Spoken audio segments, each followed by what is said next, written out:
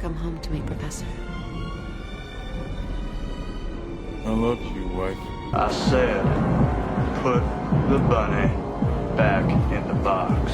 When it's love you give, I'll be a man of good faith. When in love you live, I'll make a stand, I won't break. I'll be the rock you can build on. Be there when you're old, to have and to hold. When there's love inside, I swear I'll always be strong. Then there's a reason why I'll prove to you we belong. I'll be the wall that protects you from the wind and the rain, from the hurt and the pain. Yeah, hey. Let's make it all fun, all for love. Let the one you hold be the one you want, the one you need. 'Cause when it's all for one, it's one for all. When there's someone that you know, then just let your feelings show and make it all for one, all for love. Why am I here? Why am I present? It's not so fun being in. Not so fun being. One of the co-hosts victim is like, here, stop is making it? sense, more like slop making sense. My other co-host is like, more Did like not say disclosure that. gay. Did not It's, say and that. I'm in hell. The I'm in harshest. hell. Your Honor, my client's harshest criticism of Stop Making Sense is that the main character, David Byrne, bears a physical resemblance to Lowly Worm from Richard Scarry's Visit Town. That is the Main harshest character. The main character of a condemnation. band. Frequently, we call this the lead singer, the main character of the band.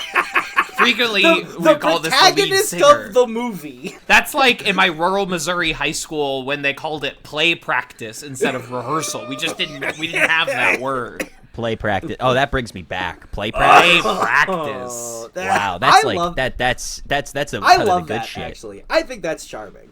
Play practice. Play David- practice. David Byrne, the type of guy to probably call it play practice. You know, He I'm would. practicing for play. David why would you Byrne would practice drive a hollowed out apple to work. I can't. Listen, we can't. He can't rides a start like bicycle, this. notoriously. Oh, does he? Famous I don't know. biker, I yeah. don't follow the man. Famous Clearly. cyclist. Yeah. I've literally never gotta- listened to Talking Heads intentionally till I saw that movie. That movie. That's That- crazy. Well, that's how I That- engage with it, as a movie. We just start picking apart Justin's syntax for how he talks about it. It's like, you used the word, I don't know what that's. Okay, so our listeners might not be have not been privy to any of this. I'm certain. I don't want to leave you out adrift in the cold wilderness. So allow me to fill you in. It's been kind of a divorce month for the three of us. We've been kind of like sitting at the kitchen table. We're like, why is this happening? Why do we keep fighting? Why do Yeah, we in the keep- shot heard round the world, Justin Gurmaroth gave Stop Making Sense 2.5 stars. Enough to represent 2 U.S. states and Puerto Rico on the flag, 2.5 stars. And we haven't recovered yet. I'm hoping. No, we haven't. I'm hoping that this episode can give us an all for one and one for all kind of mentality. We're kind of starting this the way I have we're- literally been asking for a spirited, good faith debate about how we engage with art, how we engage with music, the intersection. Oh, what? You won't meet me in the marketplace of ideas, he says, Yes! spewing his rhetoric, his offensive rhetoric, and then he's like, oh, what happened to the tolerant left? Now listen, I'm The left a is liberal. afraid of debate. The left is afraid Listen, to Justin, debate me. if you really, you would have to debate Sam Cedar about this for it to seem fair. And you know? I think I know where Sam would come down. I think I know. Get Brooklyn him on King the Sam show. Cedar. Get Yeah, we Sam can hear him Cedar. out. Yeah, sure. Why not? Let's get Jillian Michaels on here. Okay. Jillian Michaels What has is been... what is the dots that were connected Did from you know- Sam Cedar to Biggest Losers? Well, Jillian Michaels is now a right-wing podcaster. Of course. And She was a professional abuser before that. It's the next logical step. she was drugging people and mentally Jillian Michaels, you torturing- might recognize her workout tapes from the bargain bin of every Goodwill on planet Earth. or the yard sale of the meanest people you know. Like P90X For people who who see don't Tim believe in trans Tebow women. and get nervous. Yeah, Tybo for turfs, as I call her. Yeah, and then it's just been a lot of that in our chat, honestly. And you know, I said I didn't like Disclosure Day, and now suddenly Kevin's mad at me. Yeah, of course. Yeah. Yeah, it's been, well, I'm sorry. After the Justin fiasco in the chat, it has been radio silence for Ty for almost like 2 straight weeks. Where Justin and I keep shooting up signal flares and Ty is on their Game Boy just like ignoring our calls for help. Ty is in the lighthouse with their feet up, you know, facing away from the sea. No, in my defense, I have been in a big rocking chair with a hat that has a little poof at the front that I when I snore, it just raises slightly in the air in my breath. That's what I've been up to. me. Yeah, you've been on that honk me Honk shit for shoe sure. me. I mean, in actuality, I've been going through a lot. Apologies, everyone. We'll do it. I'll for your Patreon, we'll do. I'll tell all about my life after. That sounds good. Cool. Patreon.com/TV's Kevin. You're welcome to. Paywall air fatalities. all Let's my- get it going. Oh, I mean, favorite fatalities for sure. In the last uploaded episode of Girls Garage, as of this moment, you know, we promised a Patreon tier for sex. I think I was starting an OnlyFans on the last episode. Oh, yeah. But for some reason, all the money was still going to go through me, which I thought was an interesting, a bold, creative choice. Listen, I have, at various points Kevin tried for to your allowance. expand the Patreon. I've tried to expand it, bring in more people, and everyone has gone, that sounds like too much work. Everyone has said, You're gonna "That be doesn't like, s-" Yeah. You're gonna be like Maddie, and I'm gonna be like Cassie in the most recent season of Euphoria. For sure. There you go. See, I got you in a corner because I know you don't know. I know you're not privy to what was going on. Oh no! I want to fit not in hip so with it. bad. but I'm just You're gonna not watch hip that with the show. like dubiously statutory show made by a mad Israeli. The Matt Israeli would be a fucking awesome 60s Marvel villain. Like, they just didn't. It was too new. You know what I mean? Like, they And now it's they, just it wouldn't be. Now it they would had just be so many like Russians and Chinese, like It Red was a Scare villains. That I think, like, you know, there's a slightly alternate timeline where the Matt Israeli is like a classic Hulk villain that they just can't adapt for the big screen for obvious reasons. Well, like Well, there you're was a describing- period in like sort of between like the 60s to the 80s where in a lot of like crime novels or like kind of like pulp noir, like sort of seedier novels, Israeli arm dealers were a pretty common archetype as just like as just kind of sleazy gun runners. I'm glad, like, you know, we were like, oh man, we've been at each other's throats. We really need to go in easy. Let's talk about Israel. Let's start it out with talking about Israel. There's- Finally, something that brings us three together. I didn't do it. I mean, I think it actually kind of It would. wasn't me.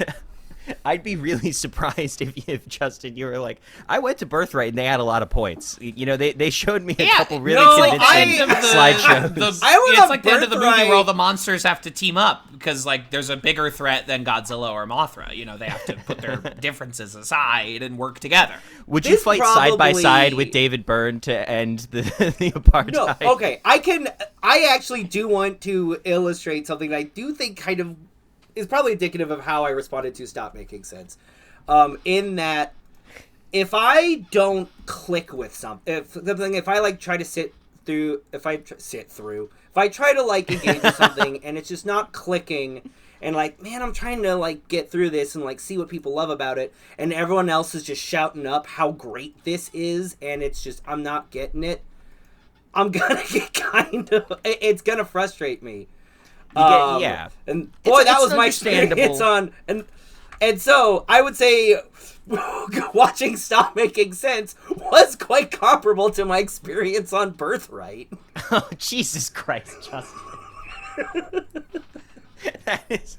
Justin and David Byrne, holding hands, as Barovia or whatever. Baravia is like, rearing down on the humble citizens of impoverished countries, and Justin looks over at David Byrne and he's like, I never thought I'd die side by side with a lowly worm. And then David Byrne's like, what about side by side with a friend? David Byrne, notoriously good at long-term friendships. Notoriously good at The them. Talking Heads are on Wouldn't really know. awesome terms. Genuinely wouldn't know. But Birthright was I mean, Tina from The Talking Heads has called David Byrne an autistic vampire, I think. I believe so, yeah. You gotta be literally don't careful, know that guy's Kevin, autistic, I don't know who that she is. said. You don't have to keep insisting on it. We're just gonna say people's names. We know you don't know. We know you don't know. You saw the movie multiple times. There's a woman, right? Yeah, so you can that's logically go, that woman is maybe named Tina. Well, there were multiple women in the movie, Kevin. Okay. The one with the original solo. four Talking Yeah, Heads. not in the Talking Heads formation. Also created the Tom Tom Club, which is I not didn't nothing. stick around for the credits. Genius The of credits love. are right at the beginning. The credits are right at the beginning of the movie, Justin. You watched the beginning of the movie He's 4 got times. a How did you tape that he not- wants to play for us. He's got a tape that he wants to play for us. Pablo I Ferro. didn't connect who was what. They bring in the musician. She's the second one. Oh, She is okay. the second one to come out because they are Got slowly it. building, this crescendo of like, see how the different pieces, it's like Peter and the Wolf, see how the different instruments have their own personalities, what each member of the band brings to a presentation of music. It starts so simply with a man and his boombox, and it ends with this bombastic, dozen plus musicians, running around the stage. It's a slow build as you understand how important everyone is. Like at the beginning of Suicide Squad, when they start introducing different members of the Suicide Squad. yeah. Well, hang on. And You then kind they of become lost me. the Suicide Squad. Okay, so Are the you tone talking- of are this you talking- conversation was exactly how like it was at the Wailing Wall. Jesus. This is... Drop it, Justin. Drop it. Drop it. Drop it. Fine. Talking like my dog is eating something off the sidewalk. Drop it. What do you got? What are you riffing on? Stop it. What's in your mouth? What's in the riff? Stop. Oh, no, you can't riff with that. That riff is off limits. Pump your brakes, kid. All right, That's a fine. I'll national stop treasure. riffing about Stop Making Sense, but I will keep riffing about Israel. I mean, we would never begrudge you that. I didn't even know Yeah, you went that's on fair, Birthright, that's fair. Justin. Yeah. In a year that turned out to be a really bad one because the hostilities were so intense we didn't even get to go to Tel Aviv Oh, jeez. because there were so many rockets. Well, Edison The Elf ride from was How down Murray that Saved day, Christmas. Mm-hmm. He says everyone, even in Tel Aviv, has to believe in Santa. Edison Elf, do you guys remember that from How Murray Saved Christmas? It was the Sean Hayes elf. How could I forget? How could I Once forget again- the patron saint of Milkman Day? Was that Milkman his, Day. Was that his Murray, holiday? yeah. Okay. Milkman Day. It's like August 14th or something like that. I'm Why am I better here? you than me. Why do I do this? Why do I? Kevin went I- pale as a sheet in the past I few will seconds. forget about that I had to watch How Murray Saved Christmas every second that it's not brought up. It will leave my mind once again very shortly. But for these scant windows of time, I have to remember that is something that I was forced to do for this show that I make no money from. Yes. When he Listen, could be reminiscing about Stop Making Sense. Would love that. I think I'll say I Or think that Stop other Making one, Sense American is better Dystopia or than. something. The one where they don't wear shoes. What are you talking about? David Byrne's American Utopia. That's Oh, that's that the one one's where they that don't wear one's shoes, awesome right? too. Yeah, that was It's- one of my favorite Broadway experiences of Yeah. my life. Oh, did you see it Starts live? with him holding a brain. Of course. Nice. That's cool. I had pre-pandemic tickets, and then obviously that was canceled. But then I got to honor them. Oh, that's Yeah, lovely. I had the after same. the pandemic. It was really. I had nice. this same experience. They got canceled for the pandemic, and then the version came out. I'll never forget when that dropped. Like, I was such a vocal fanatic about David Byrne and Talking Heads, especially during that time. I still am, but like that, and then I remember when American Utopia came out. Like all of my friends at the time were like, "Oh, we're not going to hear from you for like 48 hours at least. You're going to need to watch it a good like 5 times to let it sink in." Cool. What once was respectfully, I'm glad you love it. Glad it was super meaningful. Once was enough for me. That's fair. At least you got through that one. That one's I gave it a fair shot. That one I think has a little more your speed stuff. Like that one has more that's overt. the thing. I ended up liking. Like I still respond. I like this is like I'm talking splitting hairs here, but I think I enjoyed Stop Making Sense more. Interesting. Well, what am I doing? terms You of- trapped me into this. He snaked me into a debate on Twitter about this because I was like, oh, interesting. You know, this. I'm just giving an honest, good faith response to 2 movies I didn't really click with. And I'm being pilloried in the town square for not registering much on the heart monitor. Your Honor, do you think my client Justin does not have the right to defend himself? Your Honor, does my client not have the right to an okay time at the movies? Does he not have a right to just chalk something up as good for others but not for him? It's just to have set your sights on what, in my opinion, could be the most, like, undeniable and, like, who could dislike that movie possible. I genuinely don't understand how anyone could dislike that film. It doesn't I compute don't to me. dislike it. I just don't like it. There is a difference.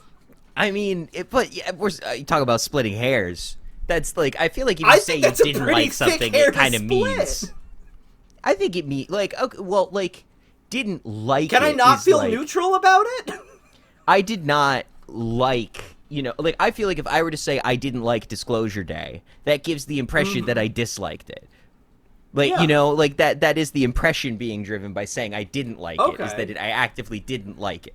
Your Honor, is my client allowed to feel comfortably neutral about this movie? Your Honor, my client Yes, entered into this, what's that called, a kangaroo court? Kangaroo That court. is something. Yeah. What does that mean? Was that like you, A you're in kangaroo Australia? court where everyone where it's basically rigged against you. Seems a Which little... I'll give credit to credit's due. This does not feel rigged. I genuinely just tripped into a snake pit on accident here. I was just Your Honor, taking my client nice is just a wide little steps guy. and planted my boot toe into a hornet's nest. I mean, listen, the fact that our last episode started with y'all coming for me for being a prude, we were on Prude Watch 2026. You know, I think it's good that we shook up the tension a little bit. And honestly, Justin, Yeah. you did, I will say, acquit yourself almost undeniably from the Max Landis thundercrack I don't like Stop Making Sense trifecta that you laid upon us. Well, really, upon me. Kevin, you watched the Max Landis thing of your own accord, right?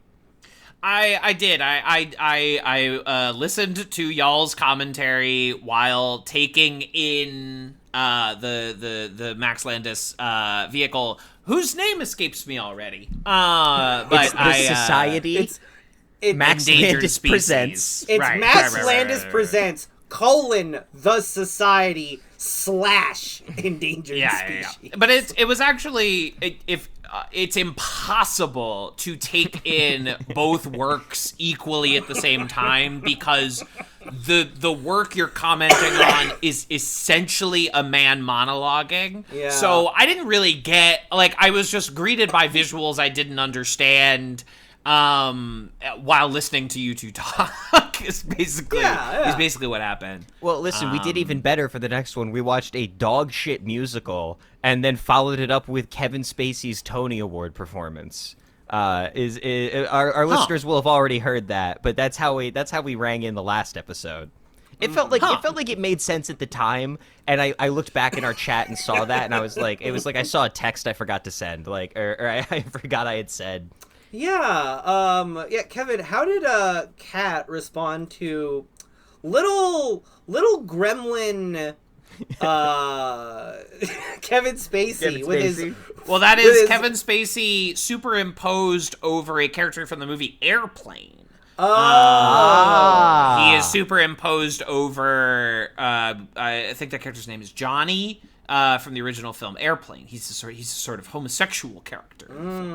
Oh well, why would Kevin Spacey do Okay, so that? this bit has layers. He's not. Yeah. That's a straight man. It's a Which man one, who's Kevin famously Spacey? straight. Yeah. What do you mean? Kevin Spacey's whole defense against his pedophilia was like, "Don't you get it? I'm gay." Yeah, it's this What a bit gay man has fuck, no boys. legs like a snake or a lowly worm. It has no legs. The bit. Speaking. Hey, I will have you know, Kevin's Lowly mad. Worm has one leg and it ends in a shoe. Kevin looks Not like a he's leg. about to walk It's his- off of his own show. His Like he body. look. Thinking about it. But I was gonna say, Justin, and I should say this is Hogz to Slop, right? Where we I guess we just fight now. I guess we're Hogz to Slop. And all talk out about the for all, movie. all We for just one air- and one for all. We just air grievances from the group chat. It just becomes us. It's time to have it out. litigating. This is one of those Doughboys episodes, you know. This is one of the blank check episodes where like David seems really actually mad. It's just like, you know, it happens. But you know, this is Hogz to Slop, and Justin presented to us. I want to just, let's not bury the lead. Gold standard slop here for us today. Yes. This is like, I mean, this was like, I Did really Papa felt like deliver? you laid. It felt like an olive branch in a lot of ways. It was like it was And it very a much peace was. offering. I'm being transparent here. It was absolutely an apologetic bouquet and box of chocolates. Saying, You I'm came and sorry, picked us I up from fucked work. I'll do better.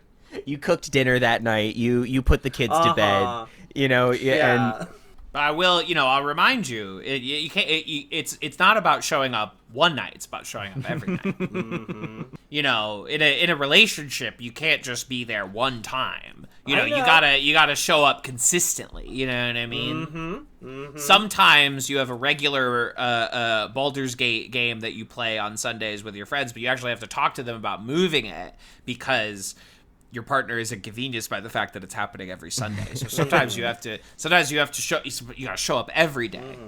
Your Honor, my client wants to play Baldur's Gate on Sundays. Is that a crime? Your Honor, my client wants to be a sexy tiefling lady who hurls bricks across the screen. Is that Pardon a you, crime? I'm a drow. Pardon you, I'm a drow. Pardon you. I'm a drow, drunken master monk, and I'm having a gay old time. Like Jordan Your Clarkson. Honor, my client wants to roleplay getting a cold one with the boys over the computer. Who are we to deny him that so right? Is that so wrong? Gonna play it later tonight. Good. Because we moved it from Sundays. Is that All right. Is that so wrong? Cracking open a cold one in Faerun. Cracking open a Faerun cold one. I would just like to say this is our first episode back after the Knicks won the finals. Go Knicks. We got a chip. Okay, And, yeah, good vibes. Let's put some good news into this. Kevin Kevin texted me something truly I've thought about every day since. It was after the OG Anunoby tip in game 4, where they won by 1 point with 1 second on the clock, and Kevin texted me kind of out of nowhere, all caps, "This team belongs to God," which I have thought of every day since. That's right, and I believe it. This is God, the man. New York City, greatest city in the world, world's capital. We have the mandate of heaven right now, baby. We do. Look at what's possible with only 5 months of a Muslim socialist mayor. Can you believe we get like 3+ more years of this minimum? And then he can run again? And then he would have to take a term off, but then he can run Again? And then, like, you know, there's the kind of the thing of like, well, who Oh would my vote him God. out after this run he's had? He's gone on such a generational run. We were recording this show when he got elected. When Mamdani were. won, we were literally on Is that mic. right? Oh, Yeah, wow, I forgot. Yeah. It was the super episode. It ends with us. What is it? Finding out that Mamdani got elected, and then I went to the queer bar near me, and they had it playing on the screen, and it was just a room full of raucous gay people just screaming in support of socialism. It was beautiful. Oh, it's a beautiful sight. Now, I read a 1,100-page book for this episode. Yeah. You know, hey, you know who else is a beautiful sight? Mila Jovovich in the Three Musketeers. coolest woman. Bonk, bonk, bonk, bonk. For the record, Paul Kevin is wife saying supporting Anderson. Kevin is saying Bella Mia and kissing an arm. There's like this phantom arm he's kissing up and down. Mi bella. Oh my goodness. Because this is Hogz the Slop. Oink, oink. The show where we do not judge a book by its cover. We judge a very loose film adaptation of that book. Wait, no, I felt like this was pretty 1-to-1. No, I haven't read the book, but I assumed it was. Okay, continue thinking that. I am one of your hosts. Enjoy that. TV's Kevin Lanigan, and I like to do robberies in big poofy dresses, and then I slide across the ground, and you can see down my cleave. I was watching it with my roommate, and when it shows the tripwires in the throne room, and then like literally like it doesn't even like let you take that in for half a second before she is midair torpedoing through in like, and we both gave it like a round of applause. We were both like, that was the best thing I've ever seen. Absolutely. Hey this didn't get everybody, good this reviews. is Justin. Oh, and in French, please. What was it? Your horse took a dump. And this is Ty, and I want to say Da Vinci's Vault, where in the beginning of the film, they give a big title card that says Da Vinci's Vault, and then Matthew McFadden goes, Da Vinci's Vault. It's just we're not working at this level anymore. We've lost recipes. You know, Da Vinci was a magic man capable of creating traps that would last centuries. He was a magician. I can't believe. Oh wow! Also, I the haven't way- been on, Considering the time period, it would have been centuries two, like tops. The The story's like the set fact in that like 1600s. well, that's centuries. I'm sorry, I heard a plural in there. that's still only about as old as America is, and look at how much damage Yeah. we've done in that amount of time. Exactly. I want to say that I really loved the little touch that it's like, how are we going to get out of this narrow one-way hallway of a historic artifacts, like all of his greatest inventions, and they're like, we're gonna blow it the fuck up. We're going to simply light several bombs and then burrow our way up through what must be unfathomable water pressure coming in from literally the fucking lakes of Venice. Because today we are. Well, I'm sorry. This is Justin's pick. Justin, why don't you tell everyone what we're here to talk about today? We're here to talk about a movie that I picked on as part of my apology tour across the podcast. as part of the bold good things we like initiative set forth. I picked right. a movie that I think is genuine slop, but is the good kind of slop. It's disposable. It was made kind of on the cheap, but looks way more expensive than it is. Was this made on the cheap? I thought for sure they how sunk cheap like was a it? ton of money into it. Really? How cheap was it? All right, I'm on it. I'm gonna do my best due diligence. Talk amongst yourselves. Okay, it doesn't look. It looks Budget like is a cool 75 mil, which to me is a lot of money, but for a film, you know, can and range. for a film with as much quite as many things it. going on. I mean, literally, like the main set for the movie is the fucking Castle of Versailles. Like, you know, They like, get their fucking money's worth.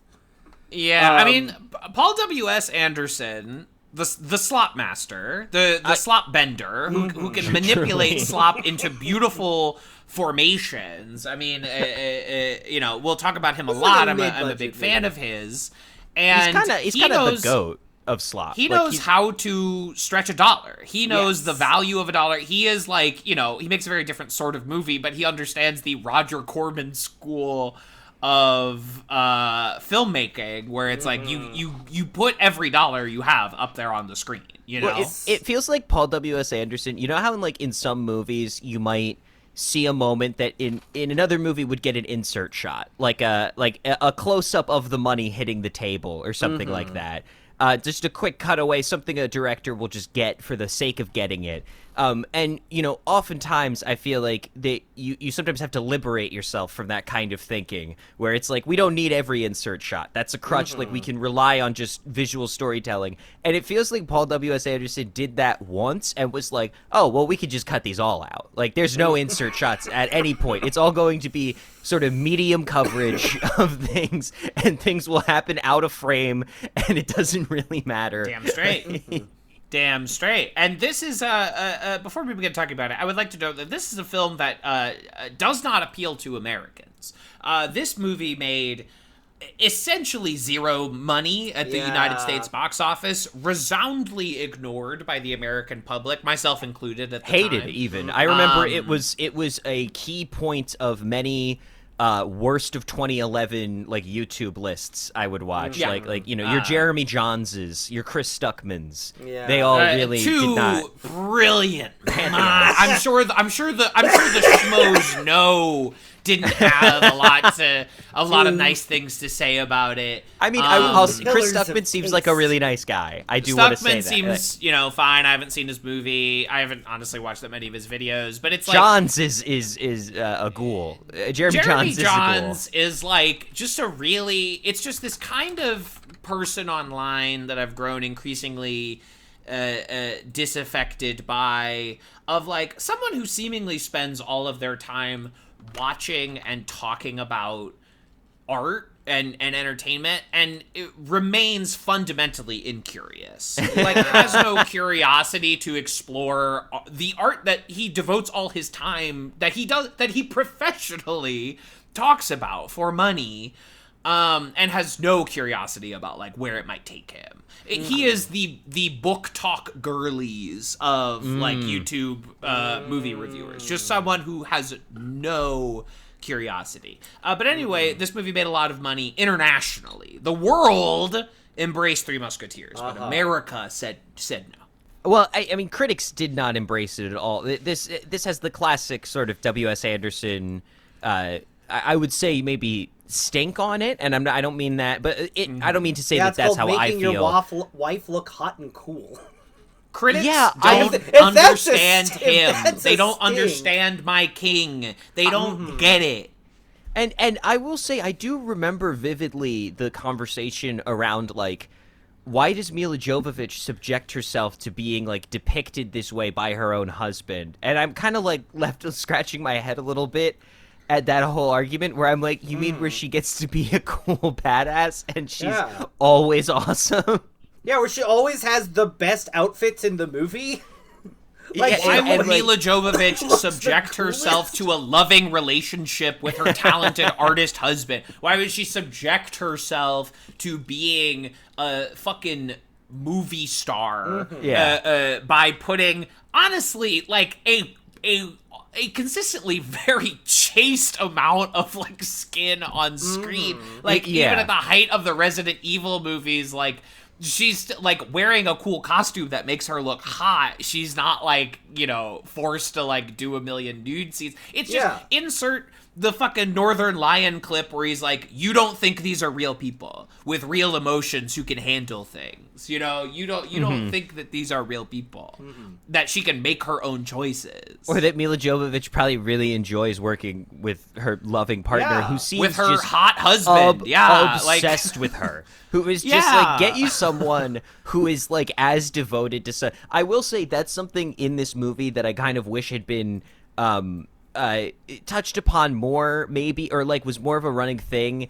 I think it's in service of Mila Jovovich being sort of a fun turncoat, like you can never trust her. But I did feel like the director surrogacy of McFadden and her in the beginning. I was just like, this is what they're like when they're like doing stunt rehearsals, right? It's just they just look at each other like they want to tear each other apart.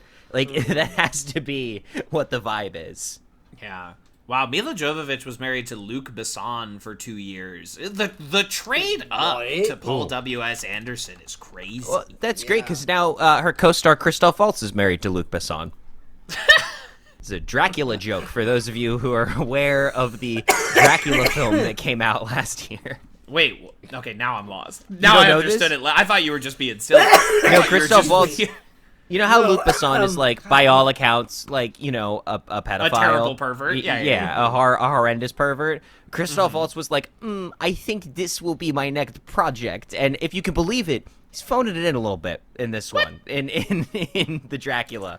Oh, Dracula. Yeah. You said Dracula, and I thought Frankenstein. God, I was lost. God, I wasn't keeping up. Oh, well, I guess Christoph Waltz is also in Frankenstein. Where he's like, I will be the buzzard at your liver, dear boy, and kills himself. Put my brain in the corpse.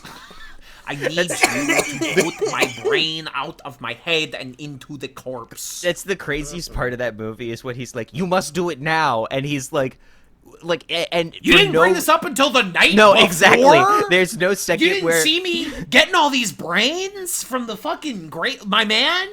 There's no segment where, like, you know, even and then for he a dies, second, and there's no follow up.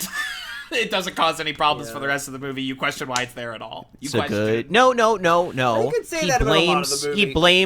He blames his death on the creature. When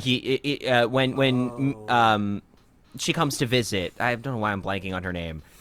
Mia something Elizabeth. Who plays her? What's her name? Why am I blanking? Oh, yeah, Mia Mia Goth. You can remember it because it's an Italian Mia Goth. Mia Goth. Mia Goth. I kiss up an arm that's in like a. It's Mia Goth. I listened to The Cure. Mia Goth. Justin, when did you see this movie for the first time? Is this like a perennial Justin classic? No. This is a recent discovery. I very vividly remembered the trailers, seeing them in like high school, and I didn't watch this until like maybe a couple months ago, like just to finally like follow through on the whim. But I adored it. I had an absolute blast. Oh, it's got like not only our show written all over it, but when you said that was the next one, you have to understand that is a movie I have like teetered over so many times where I'm like, I would like that. I could just tell I would get stoned as fuck at like 3 a.m. I had literally like just put it on the list of like, I'm going to watch this soon, and then it was announced for the show. Yeah, you know. This is what this show as I is attempt to made complete for. the Paul W.S. Anderson filmography. Yep, just the stars. He's made a lot of movies. Came through. It's not that. It's like 20. It's not crazy. It's nothing crazy, but it's not like it's not like watching like Charles Lawton's filmography. Sure. Yeah, it's not. You know, it's Todd not like watching Field. Tom Green's filmogaphy. You know, it's not like watching. I'm trying to think. Who's the guy who Fred Durst. Fred Durst directed one movie with John Travolta in it. Oh, where he Put that plays in like your the pipe soccer and- fan. the fanatic or something. You can put that in your pipe and smoke it. Thank you very much. Damn Fred, straight. put a little Worried respect what on the that do name. to my lungs. Oh, I have speaking seen of, 9 of the 16 Paul W.S. Anderson film efforts. real quick, Not including the one that hasn't been released. So 9 of 15.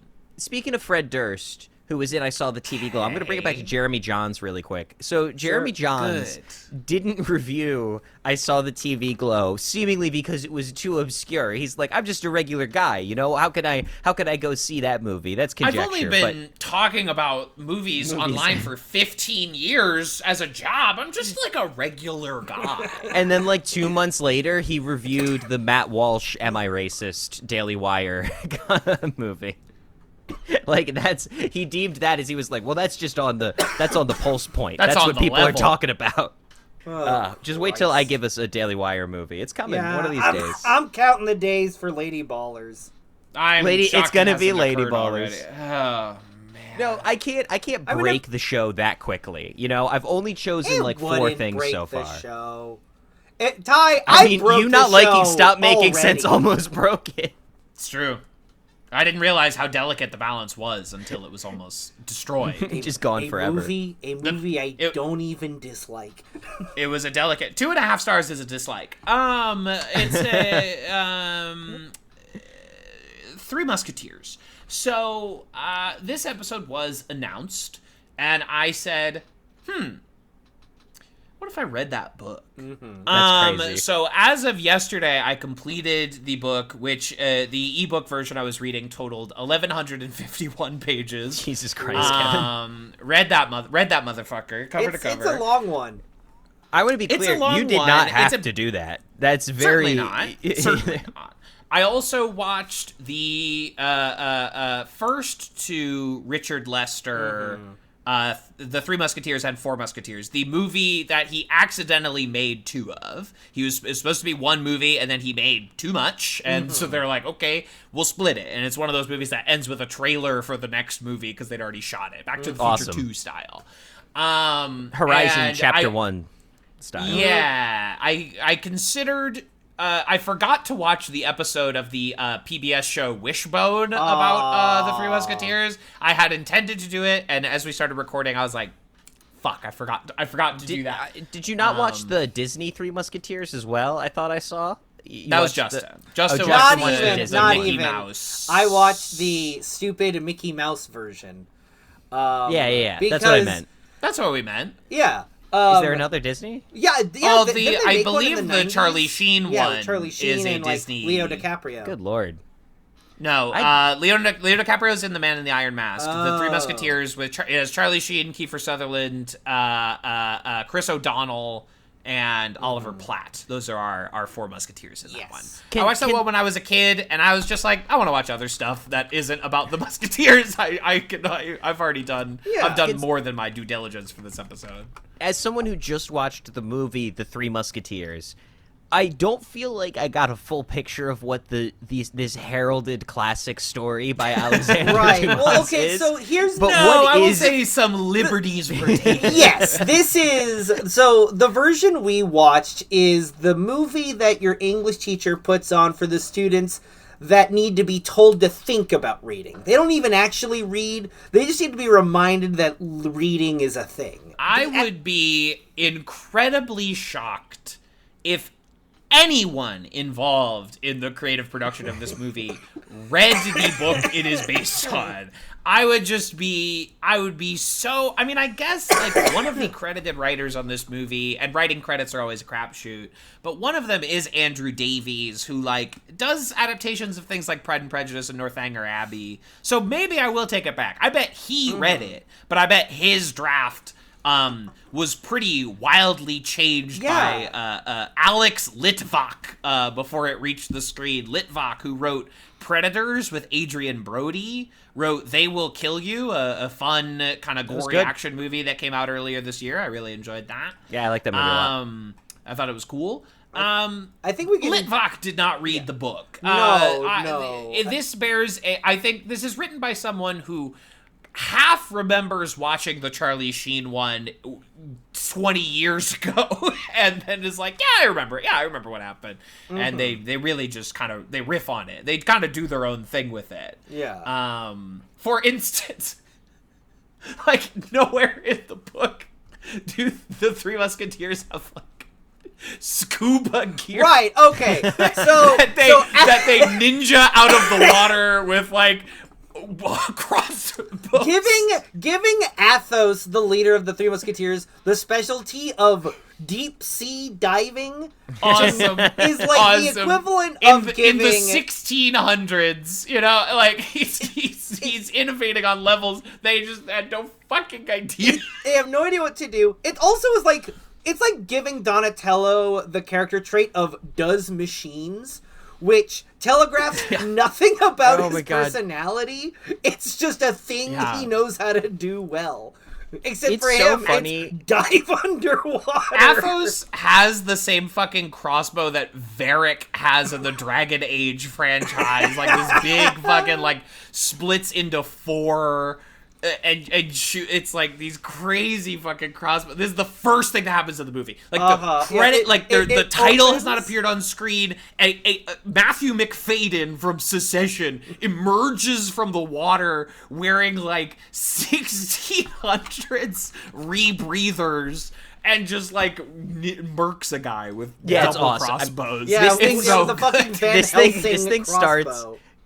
Oh, this is very Van Helsing coded. Although I will It's say one very League of Extraordinary Gentlemen, the movie, coded as well. One thing think. I True. really appreciated about it was how bright it was. Because like Van Yeah. Helsing kind of has the one problem of being very like murky Too Steven awesome. Summers. Like, yeah, I mean it's a great movie, but it's more it's like That's the moodier. problem of being too sick.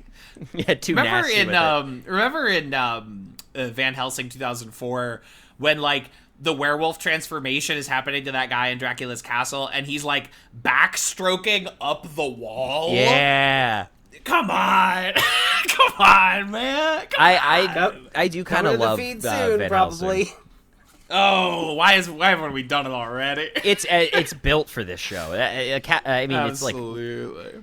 I really enjoyed though. I thought that it was so interesting how like obviously this thing is stretching believability in a certain way, but like Paul Thomas Anderson, or excuse me, not Paul Thomas Anderson, Paul W.S. Anderson It's gonna happen 1,000 times. Yep. was like, do you think he was just like tearing his hair out where he was like, how do I get a sequence where my wife navigates through a bunch of lasers in a hallway? Yeah. This is How this do is we a staple. put lasers in this In- 17th century Italian vault? If you can believe it, that sequence not in the novel. If you can believe it, that sequence not in the novel. She doesn't The, Mission like, Impossible off the fucking Buckingham Palace. No, in fact, the like Athos and Milady de Winter like backstory doesn't come in for like 600 pages. Like that, it is a revelation. It is not like the first piece of information that we are given. See, but that's that classic W.S. Anderson clarity of story, where he's like, we can't. Absolutely. The misdirect makes No, it too just get to- cloudy. yeah. We need Paul to just said- write it. He wanted to get to the good part. He didn't want to like do Yeah. this build up, intrigue, whatever. Get to the good part. Like, My wife needs to be like doing like she does actually quite a bit of Mission Impossible shit in this Yeah. movie. Yeah, She she scene where does. she's like sneaking through the palace and she like It's awesome. bungees off the top of Versailles. And, like,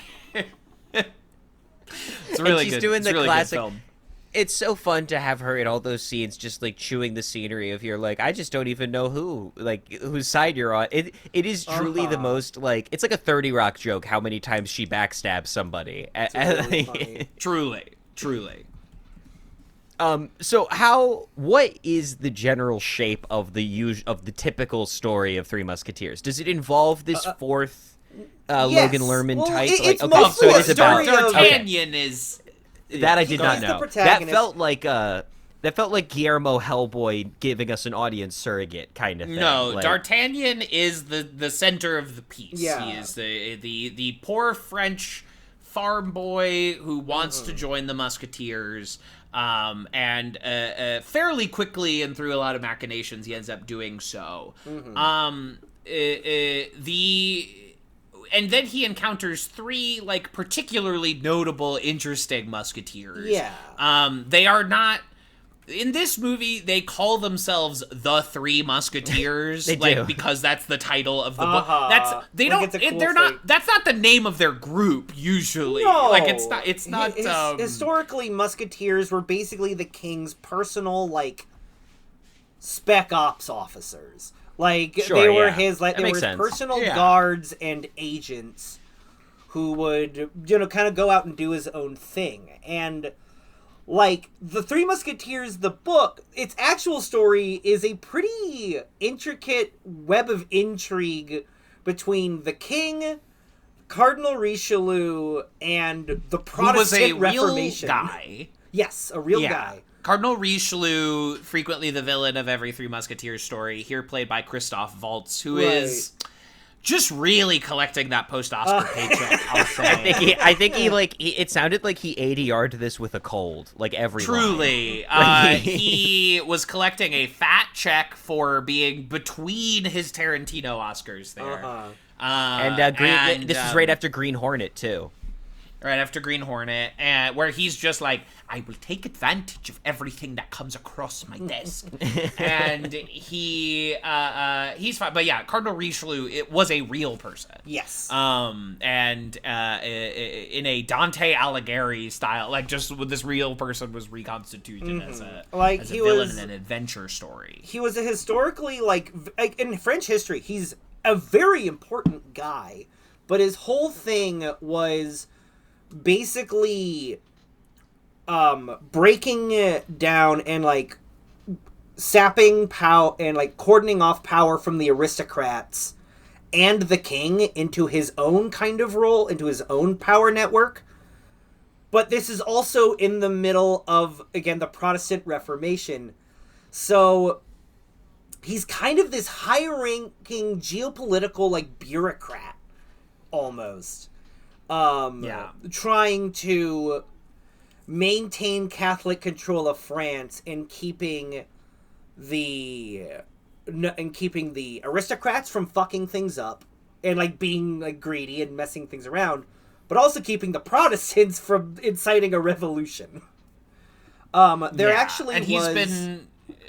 Go ahead. Oh, and the like 2023 version of the Three Musketeers, made in France, puts all of that front and center. Are those good? I They're considered good. watching them, and then I just decided to do other things with my life. They watch like a a feature length episode of a prestige TV show, like the nice episodes of Game of Thrones, like the Battle of Blackwater Bay episodes where it actually looks nice and the action is nice. Yeah, but directed by but it's still directed by Neil Marshall, and it still kind of looks kind of gray, but they're very well done.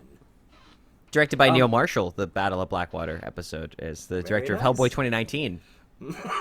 Indeed. Those French ones, they have Ava Green as Milady de Winter, which is kind of the most interesting idea. You know, I'll take as much Ava Green as I can get. And she's very good in that. So, yeah. So, Ty, because you asked, here's the basic story of Three Musketeers. Here's the shape that, D'Artagnan, poor farm boy, wants to join the Musketeers, meets, Athos, the kind of stoic one who is revealed to have a tragic romantic backstory. Porthos, who is your more Falstaffy kind of like lust for life kind of guy. And then Aramis, who wants to be a priest really bad. And D'Artagnan develops affection for Madame Bonacieux, who is a young woman about D'Artagnan's age who is married to a much older man. There is a lot of like back and forth political intrigue with like Queen Anne, who is visiting from Austria, and a set of earrings. But it's like the adventure story continues. There's a lot of back and forth. Madame Bonacieux gets thrown in prison, and basically what happens in the end is Milady de Winter cons her way out of her own sort of prison situation.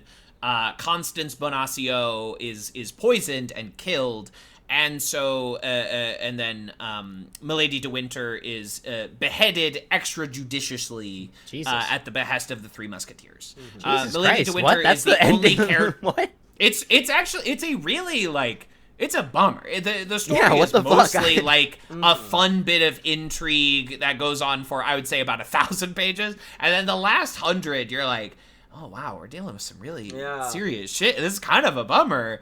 I think the Richard Lester movies really capture the spirit of the Three Musketeers really well. They add their own like incidents of like wacky humor because it's a fucking Richard Lester movie, but I think they understand the fun adventure of it, and then when it comes time for the grounded emotional realism, like you have fucking Oliver Reed just like holding it down with both hands, you know. So I Genuine really question. recommend those. Go ahead. Genuine question. How central to the original story is the Three Musketeers trying not to let the King of England get cucked? Or, excuse me, the King of France get cucked? Yeah, there's no like how Stella got her groove back plotline. There's no Bergerac style. Most there's of this movie was kind of reminders about that this fancy little twink is not gay. Yeah. There's no constant Also, reminders if you how can much believe how it. much the French king loves pussy. Yeah, and this is whole going arc to is copying shock Orlando you. Bloom. This is going to blow your mind. In the original novel, there are 0 airships. No, None. But what this movie presupposes is, what if there were 2, and then at the then end, many, where there's many a more. sequel tease, A what if there were bajillion. 1,000? Yeah. I like how it's I seemingly, could only like, imagine that the Man in the Iron Mask was going to be actually like Renaissance era Iron Man in like with like a cog That's powered awesome. suit. That's sick. W.S. Anderson was just like, we can't see one of these things take off, and I know it. Like, that, even that will For sure. strain my credibility too much. Is like, I love how it always just cut, they're like, oh, here it is, and you look, and you just look at it, and you're like, how the fuck did they get this thing into the air to begin with? Did they run it off a tall hill? That is, but Paul, he knows that you can't see. He knows that you can't see that. Yeah, that exactly, It wouldn't be exactly. convincing. So he doesn't show it to you. Yeah. You know what I mean? What do you When need I it talk for? about him having the Roger Corman mentality, it's like the audience doesn't need to see that. You No, know? I mean, we Denis don't need to Villeneuve- know. It Denis is Villeneuve would have genuinely had trusting the audience. Hide he the would- seams, he says. He would have had, like, a techno fetishist, like, this very modern, like, we need to figure out the actual science behind how the airship is gonna fly in Three Musketeers. No, I'm with just you. give I'm with give you. us the steampunk blimp. The steampunk blimp is pretty cool. I mean, this It's so also great. felt a bit Mortal Engines-y. Yeah. in its aesthetic. I thought this was better than Mortal Engines, but Mortal Engines does absolutely have like aesthetic out its ass. Well, a lot of movies are better than Mortal Engines. Like, stop making sense. All right, okay, Well, see, okay, there we go. All right. You're fielding me a light ball, you know, like that's like Peace in our time. Peace in Yeah. our time. Peace in our time. I haven't seen Mortal Engines. Should I No. should I strap on the old city? You really Should I, don't need to. Should I meet Shrike? you're gonna be a little bummed by the end of it, but it's not without its stuff going on. It's like worth watching, I think, for how. I have the 4K Blu-ray if you want it, because it is a notoriously gorgeous 4K. It does. it's It like- looks. I bet the You have behind the scenes 4K? making of is better than the movie itself. I blind bought the 4K Blu-ray because I heard it looked so good, and I was like, well, I've never seen this. I might as well, if I'm gonna watch it, I might as well watch it on like supposedly the best 4K Blu-ray of all time. And I'll say it delivered. It looked and sounded like excellent. It looks. I've never great. seen it, but I did make reference to it in some of my recent newsletter articles about the New York Knicks. So maybe I should make good on Hey. referencing it. The Knicks, by baby. It's all about the watching it. Knicks, It's all about the Knicks, baby. Not Slop. not Slop. Wemby's Slop, though. Oh, cooked. He's cooked. He's That- cooked. His villain arc is so interesting. I He should needs wait to about go it. back. We were- He we is were we are all rooting for him. experiencing a Wemby villain arc happening right now. It's pro wrestling. Like, it's Yeah. like, oh, there's this hot young talent that like has a lot of potential, but like, how do we push them over the top? Heel turn, make him a villain, let him walk that line. No, he literally turned heel. Like he Kyle literally. Fletcher, like- Kevin Knight, like, let's have him flip, and then everyone will come to love him as a bad guy, and then he'll flip back to being a good guy, and we'll all rejoice. You know what I mean? he was never going to match Jalen Brunson's, good boy attitude. The guy who didn't even smile until the second they won. Like, he did not smile once the entire season until they got it done. Yeah, Jalen Brunson, who looks like he's never had any fun ever in his entire life because he's too focused on winning basketball games. He is Tim Duncan-esque, and I do not make that comparison lightly, in his just, like, very, like, get the job done managerial style. It is like, he is like, I am focused on winning basketball games. I don't have he has the, like, the three fingers thing, but, like, he does, that's as close as he comes to having some kind of, like, signature taunt. Except now they're all in Max Chiller mode on this victory lap, where they're all just like, I'm going to the parade tomorrow, by the way. I'm going to be there. Oh, wow. I have nice. to do my job. Yeah. Congratulations. Thank you. I've been telling. Thank you. It's been a big step for me. But I've seen all these videos now of them like celebrating, and they're all just absolutely fucking cranked on live television. Like OG Anunoby is so faded he can't even speak anymore. On like the Today Show or something. Yeah, his eyes are He's closed. just like, which means he was stoned out of his mind at like 6 a.m. yeah, it's great. I don't think he went to bed that night. I don't think any of the Knicks have slept since getting back to New York, probably. They don't need to. They earned it. Oh, yeah. Kings of New York right there. They're going to get the key. Wait, Zoran's got the city feeling so good, we're giving the keys to the city back in big regalia, you know? He's a month away from handing a large key to a superhero at this point. Absolutely. We need to bring back... We got to bring back keys to the city. Spider-Man will be real in Mamdani's New York. Spider-Man, we're very close to getting Spider-Man. Queen's guy, just like Mamdani. My God, we will irradiate a teenager in New York. There's a great joke in the Disney animated Chicken Little Zach Braff movie where the mayor, who is a turkey, is getting zapped by... I'm plowing through because I knew you weren't going to let me. Ty, I'm pretty sure big you alien. awakened a Manchurian Candidate with that string of words. It's a very good... Please finish.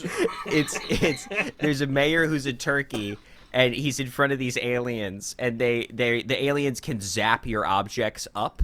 Like, it can, like, take things. And so he goes... Key to the city, and he gets zapped. And he goes, keys to my car, and he zaps his car away. And he goes, tic-tac, and then he zaps him. It's pretty funny. All right. So, when it was introduced to us... We talked enough about Mila Jovovich, but how about our other Musketeers? How do we feel about, Logan Lerman, Matthew McFadden, Ray Stevenson? I was so happy to see Ray Stevenson in this. Running full cover on me for that one. Like, yeah, I was about to take a vote if in fact that was a really good joke, which was how it was which is how it was pitched to us as a really good joke. It'll be a hung jury. Try me. It'll be a kangaroo court, Your Honor. yeah. There's no more "this movie came out in the year of our Lord 2011" fact than that Logan Lerman is at the center of this film. Mm-hmm. I mean no disrespect to him, but like we tried, and that dog didn't hunt. Yeah. There was a lot of Logan Lerman at this time. This is like between Percy Jackson and Perks of Being a Wallflower. Yeah, he was on a run. Yeah, right there. And I have nothing against the guy. It just like it didn't take. But also he's in a different zone now. I think he kind of knows that he was being. I always got the sense that he was just on a trajectory that people put him on, and that since then I feel like he was actually really fun in like Bullet Train, like kind of letting his hair down, playing more of like a fuck up.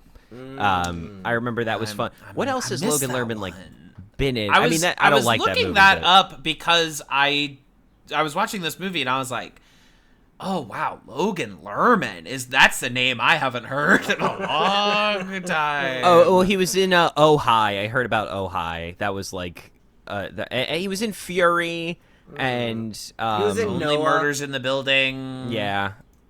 Looks like that. Looks like he's on either a remake or a TV version of 13 going on 30 coming up soon. So so that's gonna be good. He kind of got his thunder stolen in his own genre by the guy on 13 Reasons Why. He got his lightning thiefed. He got thiefed. What's the guy in 13 Reasons Why? What's it, Dylan Minetti? Like, I feel like this guy came along and just scooped him up. He took Goosebumps. He took Dylan Don't Breathe. Minette, Jack Shepard's son from the alternate timeline in the 6th season of Lost. That Dylan Minette. It might just be. I don't know. Wow, Must Dylan be. Minette. Yeah, David Shepard in Lost. It sure was. I mean, but he also didn't hasn't been in exist. anything since the 2022 Scream movie. So I guess maybe I'm talking out of my ass. I don't know what I'm saying. 2022 Scream. That was 5? Yeah, I think so, was because we aight. just got Scream That one 7. was okay. Yeah, that was I am going to run to the bathroom real quick. You guys talk amongst yourselves about the Chicken Little joke. Yeah, it's a really interesting bit of casting for our Three Musketeers, to follow up with a drop thread that you introduced there, Thank Justin. you. It's a very, like, and I mean little to no disrespect when I say this, but it's a very, like, we are allocating our money elsewhere set of guys.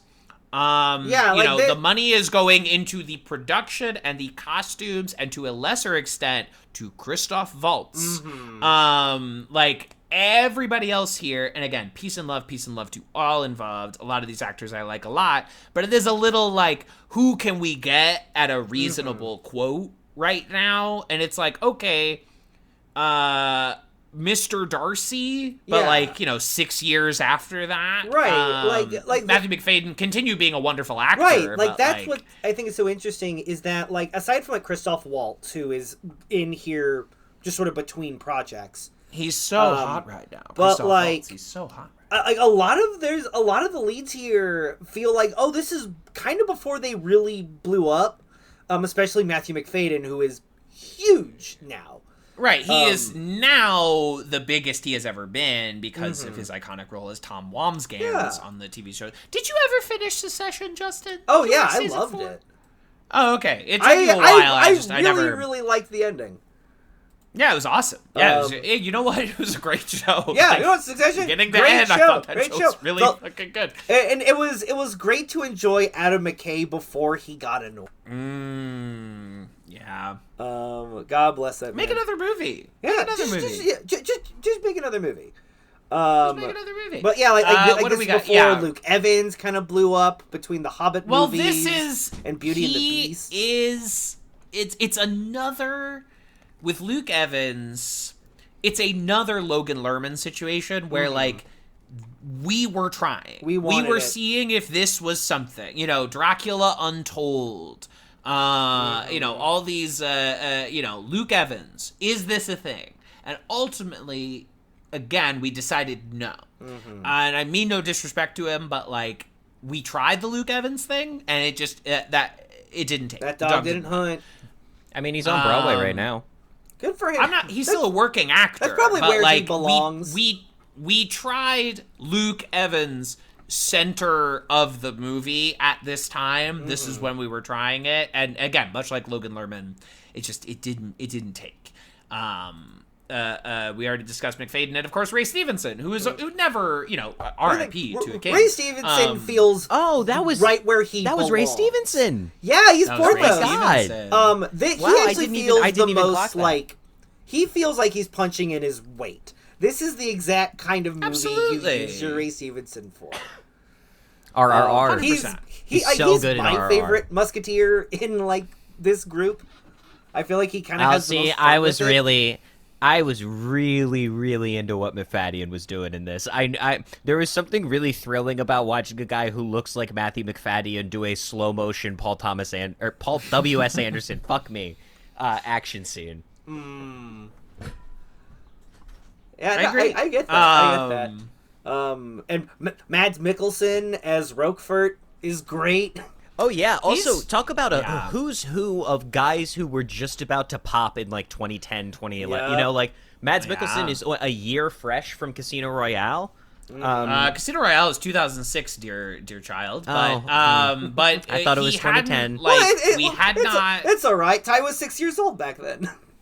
Yeah, I was we 6 years hadn't old. like quite. We were like, okay, we know this guy's interesting, but like, what are we doing? What are we doing with Mads Mikkelsen? And then very soon after this, it was like, oh, he should play Hannibal Lecter. Yes. is what he should be We need doing. to put And this guy in a horror show. Yeah, he's fucking amazing on that. And then he does a bunch of like thankless, like Doctor Strange, Rogue One, like Hey, Justin, gets nothing the to Mufasa do. movie. Justin, what if Oh, there was a yeah. dust bunny? What if there was a dust bunny? Anyone? Was it good? I was actually kind of I don't curious know. about I- that as like a junk movie. It is in I an am absurd aspect ratio. Hearing It's about in- this for the first time. Dust in- Bunny. it's in, like, I like the 3-0. premise of it quite a bit. It's about a premise little is fun. girl who hires a hitman to kill the monster under her bed. But if you watch that movie, Brian it is in Fuller. it is in the most insane aspect ratio you've ever seen in your entire life. It is like in like it is wider than the Sinners 70mm cinemascope. Like it is literally like watching like it's like a vertical on your TV. Like it's They've it's never absurd. made a movie this wide before. You've never seen a film this wide. To go under the bed, I guess you need to get real I guess flat. so. with You got it, know, cordoned need to really- off the monster.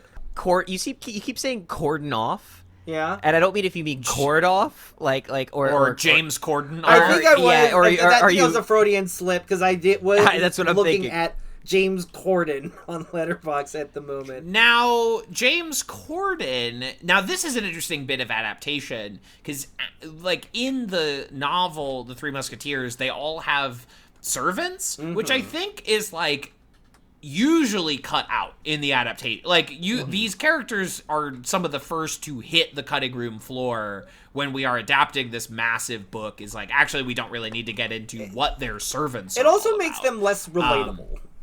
It totally Right. does. I really Yeah. liked that they were kind of. I thought the sequence. I don't know if this is in the book or anything, or if this is like a classic Three Musketeers set piece or whatever. But him challenging the three of them separately. That's like the classic bit. Oh, okay. That it No, felt this kind is of, it's like, added. That's not how it goes down. Well, Wait, really? it's That's not in how it like goes down. every version I've seen. That's not in the book. It's like he like D'Artagnan like shows up to the palace to try and get recruited, and then like he kind of just like eavesdrops on these guys. Like there's a little bit of like tension, but they kind of just happen to be in the same place at the same time. Well, I kind of liked the fact that it almost felt like the Raja Gosnell Scooby-Doo movie where it breaks up Mystery listening. Inc. in the beginning, and then of course. it's almost like, because obviously they're not split up, but you can tell they all don't have anywhere to go anymore, and they've kind of lost their sense of being a group. And They've did lost actually, their I one found for that. all. There you go. You can't lose your one. You can't lose your one for all. You can't lose the One Piece. You know, it took 30 years to get. Haven't even gotten it yet. No, are you kidding me? I'm hearing this for the first time. Oh, they're not even close. I haven't gotten it yet. I haven't even. We don't know what it is, and that comic started in 1997. We damn. don't know what if it's just treasure. What if it's just like a lot Can't of be. gold? Would that be like the least rewarding thing in the world? At a certain point, isn't it just not going to be anything? It can't be. Oh. J.J. Abrams would tell us that in a mystery box scenario, the most interesting answer is always a person. Really? Disagree. No, it's a I would say the most interesting answer is always usually like another question, which feels like something J.J. Abrams would hear and then like have a shattering orgasm. Like, I don't know what to tell you. Yeah. I'm quoting directly from Lost DVD extras. You know what I Wow. mean? It But- was, I don't James- doubt you on that. You definitely know that shit backwards and forwards. thank you. It's up there. It's, right, James- it's at the top of the bookshelf. Corden. And I appreciated this movie mostly using him as the abuse goblin, as just the guy to fuck around with. That was very gratifying. I think he's quite poor and unfunny in this movie. I think he is a disastrous anti-funny element of this movie. You didn't- He's doing the same shit he would do 8 years later as Bustopher Jones. Okay, but You here's the didn't thing. like his It- white hot riffs. It doesn't have, though, I'll say, as much as... Corden is taking an already funny script and riffing on a level that's freaking sublime. It doesn't have, though... Like, here's the thing. Yes, it has sort of his exact tenor and cadence that he's gone on to be very successful doing that I have never particularly cared for. Baffled by it. it's lacking the standoffishness that he eventually developed after being on network television every single night. That like there is something about when he shows up in the prom. Well, he's kind of good in the prom. When he shows up in Cinderella, Ocean's 8. He shows up in the one you just brought up. I can't remember. It's the Cats. Cats. Yes, Yeah. thank you. I was blanking on the word cats. But like when he shows up in those, there's a certain amount of like there's a pompousness and an arrogance to the way he carries himself for also still doing the same shit. It's like if it's like if Chris Farley had gone on to become like a shadow of his former self, but his thing was also never good to begin with. Anyone? I watched Cats again. I've only seen it like 3 times. I like I Cats. need to be putting up thundercrack numbers should. with Cats. Cats is Can't good. believe it's been years since it's quite good.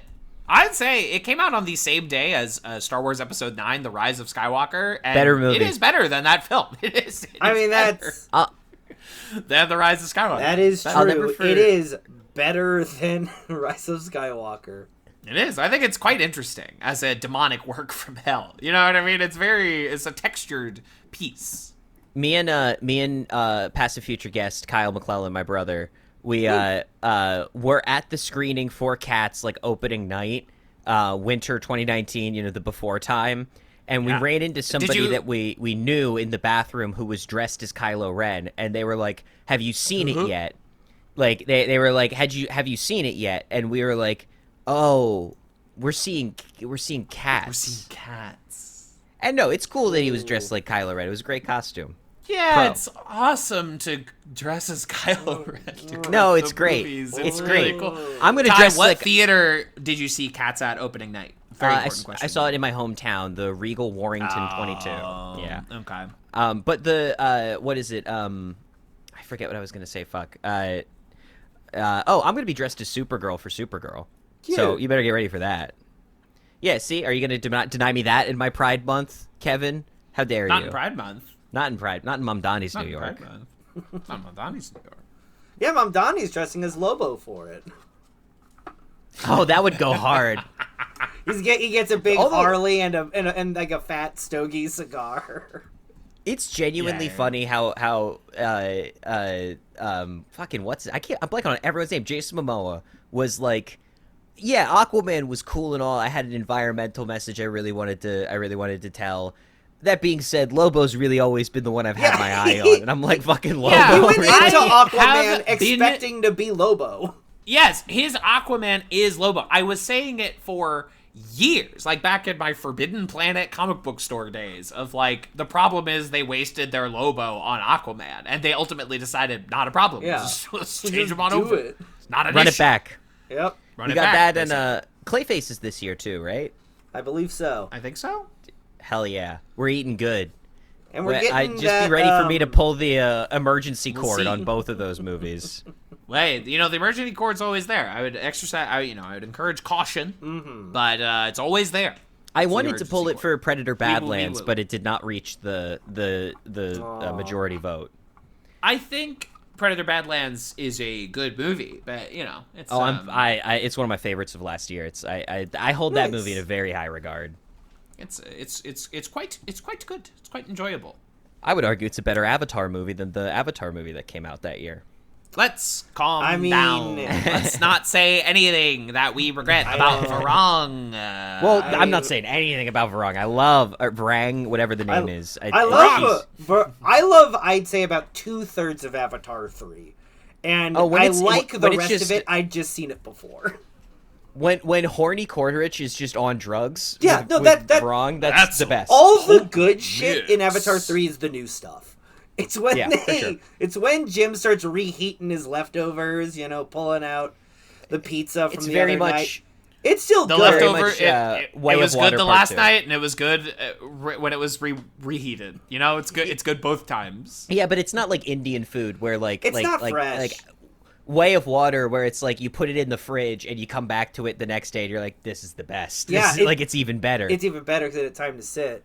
I love Way of Water. I think we're all I mean, yeah, I approaching think the Way of same. Water is better. Way of Water, it was like 5 stars, like instant classic in my household. The two towers of the Avatar trilogy.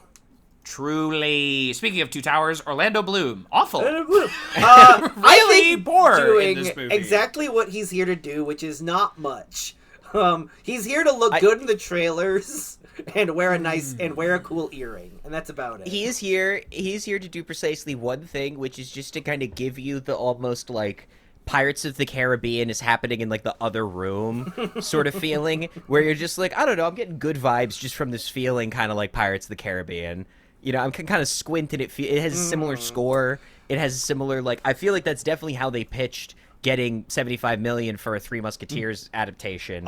Is like Paul W.S. Anderson is going to stretch your dollar and make his money back overseas as he always does. But also, it had a very, Pirates of the Caribbean like that. That's Very the much that. I feel like the blueprint it's operating off of. Mm-hmm.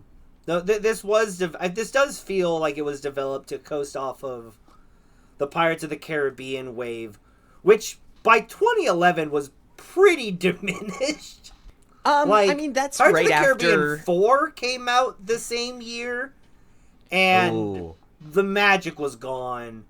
Oh Like- yeah, that's a movie. Me and my roommate have been doing the Pirates of the Caribbean movies, and we got to the 4th one, and we were like, "Oh no, It's tough. this ain't it anymore." They make some choices in that I do love. I love just a kind of old gay Blackbeard who just can't really give a shit about anything. Who uses his telekinetic sword to control the ocean? Right, it's so great. There's some good stuff in there. I love Barbossa in a nasty ass wig and a peg leg. Love that. Love Penelope Cruz in Jack Sparrow drag. That's great. More of that. Should have been the whole movie. Should have just killed Jack Sparrow then and there and taken on his identity for the rest of the film. Yeah. Like, it had to be doing a Johnny Depp impression. Would have been better. Listen, I would have watched that. Disney, like crazy. hit me up. I've got some ideas. Disney, we know you're hankering to make these movies without Johnny Depp. We've got a pitch ready for you. Guys, any day now, the next Fantastic Beast movie is coming out. You know that, right? Any day now. It's right around the They corner. are raring to go. Joanne is just handcuffed to that typewriter, cranking out this script.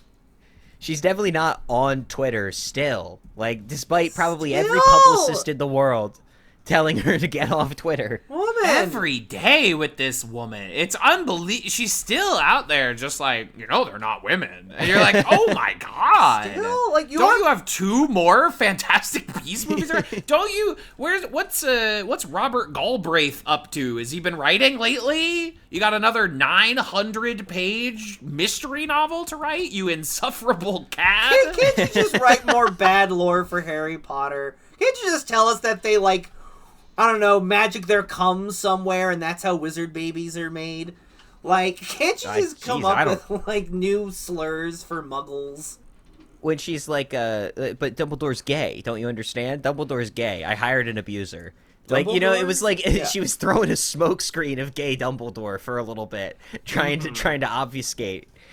No, Dumbledore's gay, and his brother fucks animals. We both things can be true. There have been 8 books in the Cormoran Strike series by J.K. Rowling. One of them came out last year, and you would just never know. This is news to me. This is the first time I'm hearing that. The last one, you think she'd promote it on her transphobia news Twitter account. Okay, all right. I'm looking for something here, and I'm finding it. First Cormoran Strike book, 460 pages. A little long for a mystery novel, but not unholy. That's unreasonable. Also, and coasting off the Potter success, you can do whatever you want. Like that was like the blank check. Like, and then book 3, 500 pages. Book 4, 600 pages. You're pushing it. Books 5 through 8 are each over 900 pages long. One of them is over 1,000 pages long. That is So- absurd. For a mystery novel, that's... Your Honor. Your Honor, My client. that's... Hire an Your Honor, editor. Your Like, Honor, somebody Your Honor, stop I her. hand in my license. I can't defend this. That is... Your Honor, it's simply indefensible. So you know how like Stephen King doesn't use an editor anymore, and just writes sure. crazy long books now. The benefit of that is that it's Stephen King, and even if a book is too long, which a lot of his are, they're still compelling, driving, prose. One of the most, idiosyncratic ruthlessly- in the way that he is, and Like, like efficient there are still writing. the Stephen King diehards. There are the Yes. people, despite the, he hasn't had a book that I would say has like broken through into the mainstream consciousness probably since 11/22/63. So like 13 some odd years. I don't think he's really had something that's like gotten through into the zeitgeist. Yeah, No, but it's been he his, still his, has a his following. adaptations. They finally... The adaptations never stop, and there are still people who are out every single time. They're like, I read the new Stephen, that's what it is. I don't think Joanne has shooters like that. No. I No. don't think the Potter heads are out here reading the new Cormoran Strike, not Doorstopper, the new Cormoran Strike novel that has its own gravity because it's so big. It's like, And here's you were what to carry it- actually really depresses me is that Stephen King uses his blank checks to write crazy, weird dramas and like space horror and all of like he'll this- do some hard case crime books. Yeah. He'll dabble in like different shit. like, and Joanne is cashing her blank check to write 1,000 plus page basically pot boilers. Like, she's Yeah. not trying to write like these great ambitious novels. She is writing that shit that's a step above basically Harlequin for detectives. Like, she's not Yeah. she's not representing any real creative ambition in these except to follow through on her personal grudges. Well, I mean, she's entirely grudge-based at this point. And I do think it's like, it's weird because Harry Potter meant so much to me growing up. I loved Harry Potter, and now that's just kind of embarrassing to be like, I like Harry Potter. It's like, oh, do you need a nap time? Like, are you, when was your Yeah, last I mean, play when date? I was- not for When I was nothing- on the not for dating nothing. apps, it was like You- it was an instant red flag if you Oh, listed sure. your Hogwarts house on your profile. Oh, I was I like, think that's how I need not interface with this person. you should also, I feel about that in general once you're past the age of like 20. Like, outside of Yeah. like a personal thing, like outside of like your inner group of friends, you want to talk about like, I don't know, your Pokemon type or whatever. Yeah, whatever. Like, What kind of trainer am I? Like, what? It's fine. Like, it's all Don't define fine, yourself but, like, as for an it to- adult to me, another adult. Yes, you're on this is your dating app. You are trying. One of 7 facts I know about you is what Hogwarts house you think you would be in. I just know that's classic Kevin being a Ravenclaw over there. You know there's 4 types of people on the planet: brave, smart, evil, and other. And miscellaneous. There's 4 kinds of person that they're on the planet. Hufflepuff. I really think that's like 80% of her success is she just came up with the term Hufflepuff, Yeah, which is just it's fun to say. Get It's fun credit to where say. credit's due. She really knew how to mash syllables together. The best at it. Cormoran Hagrid, Lucius Malfoy, Yeah. Gilderoy Brickham Lockhart. Chopbottom. This character's named Lupin, and you'll never fucking believe what he turns Well, into. Kevin. Well, no, hold on, Kevin. What's his first name? This guy, Remus, you'll never believe what Sirius Black turns into. You won't believe it. I've named my character who turns into a tree Oak Arbor.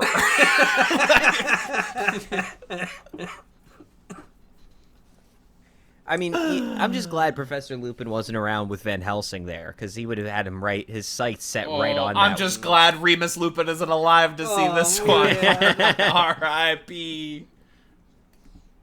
We He can't died get too deep. 2004. Isn't it crazy No, those books Lupin- are in, like, the 90s? Yeah. Yeah. And it has, like, I'm sorry. nothing to I'm do with sorry the time that we're talking period. about Harry Potter, but like, it's like books. It's like 1997, and like this is happening. It's that great James A. Caster bit about the cast being rolled out for the HBO show, where there's just like 15 people who have not been announced but have signed the contract. Who it's just like they're like, I hope it blows over by the time I get announced. Yeah, because we just got, like, Peter Serafinowicz as Peeves. Yeah.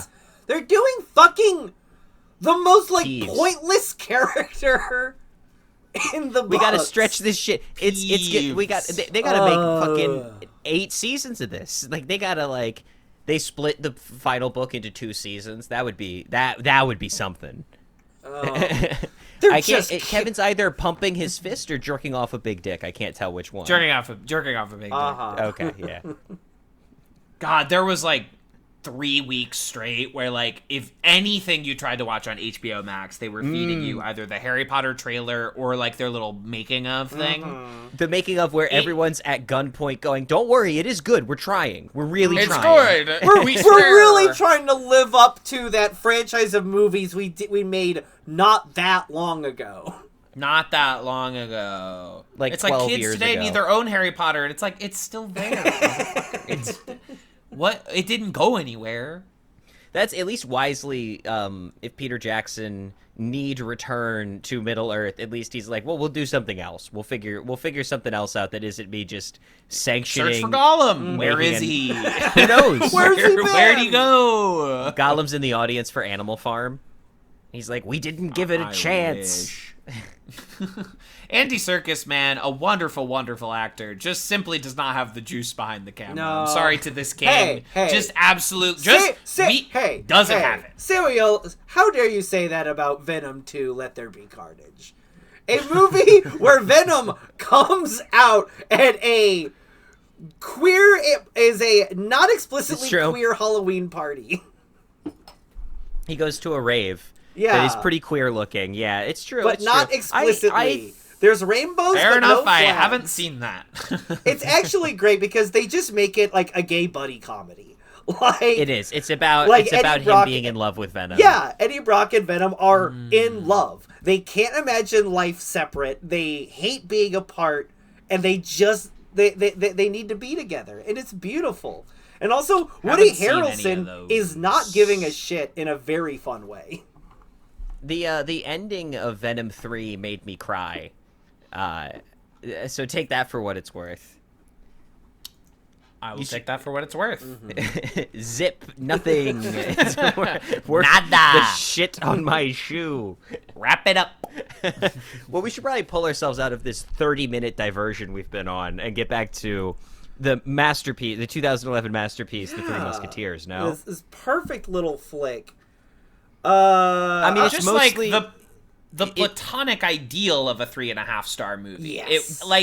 If it were trying its lack of ambition above that threshold is what makes it beautiful. If it had if it was trying at all to be a more traditionally good film, its charm would go out the window.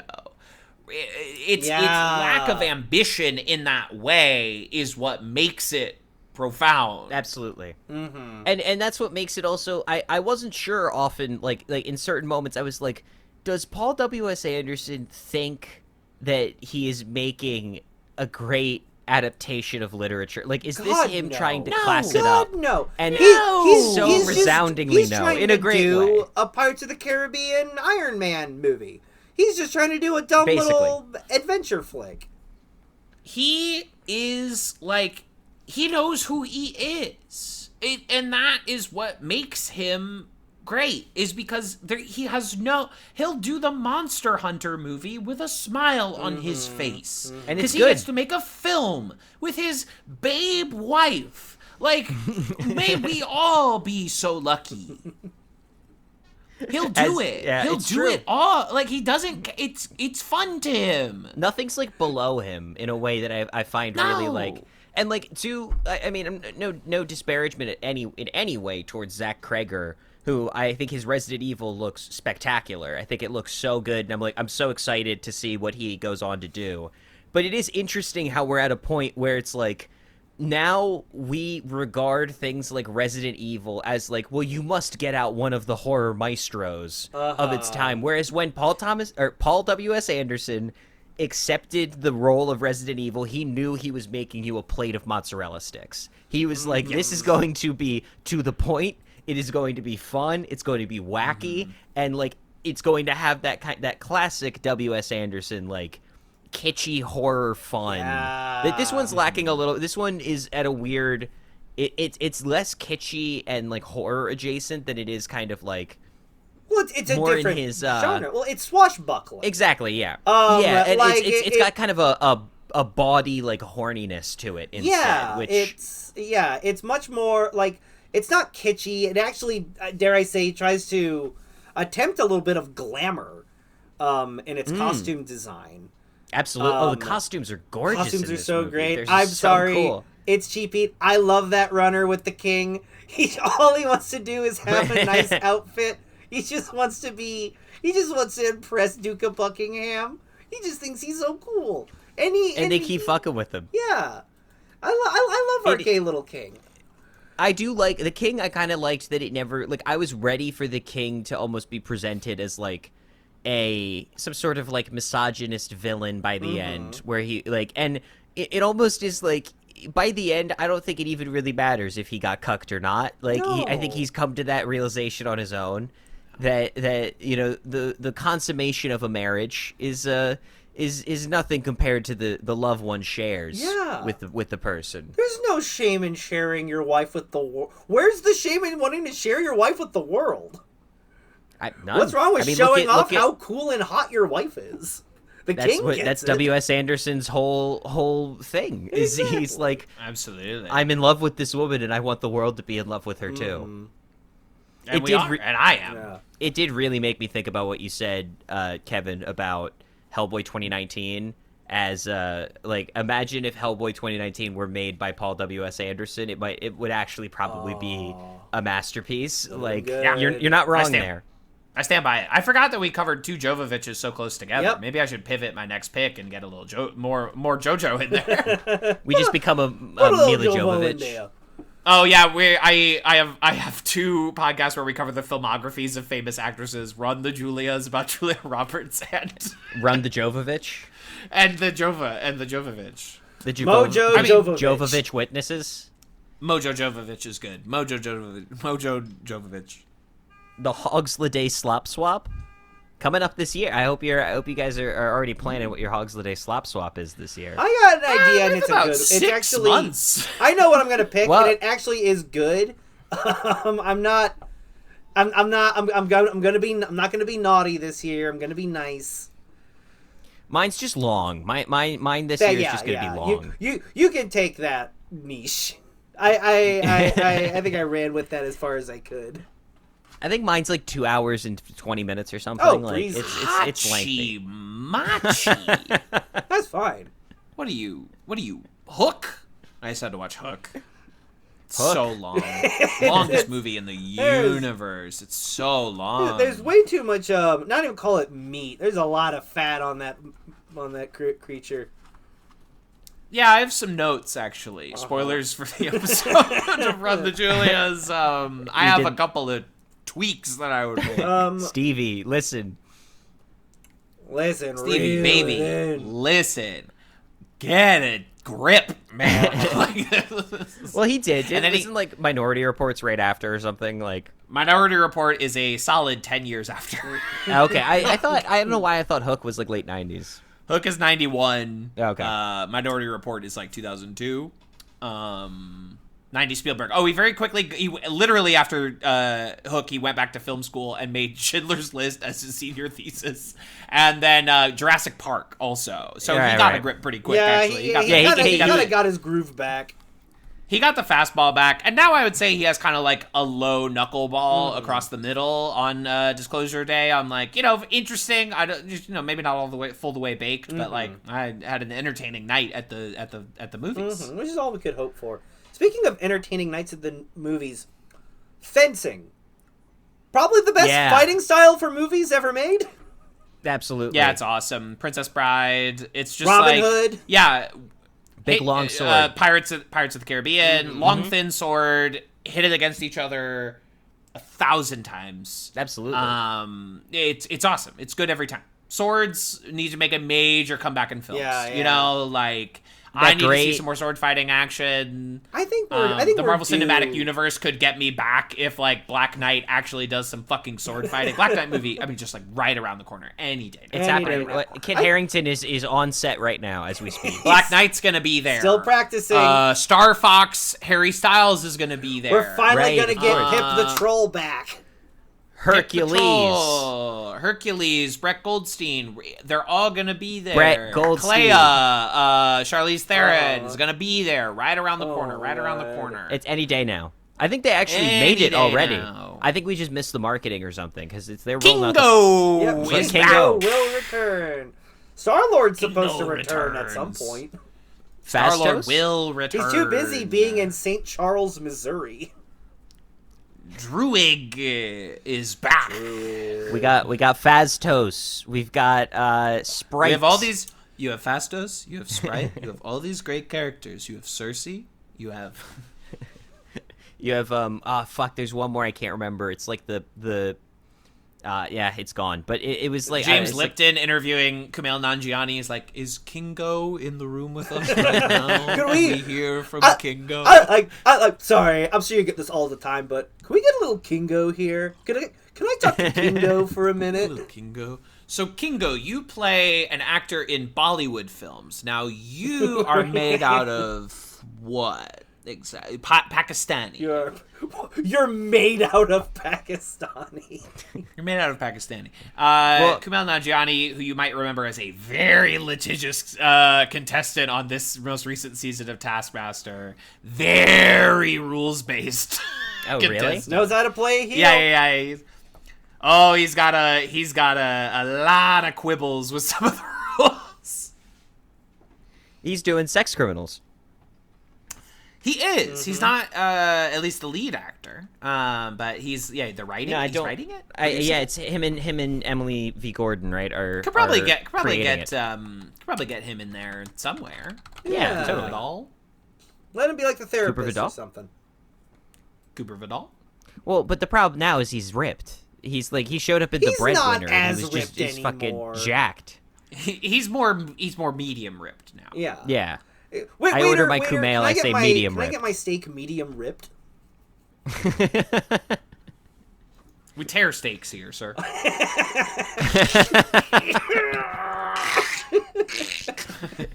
Excuse me, could I get a steak knife for this? And they're like, we don't do that here. No, and everyone's just like pulling the steak apart with their teeth. Okay, so we do things a little differently.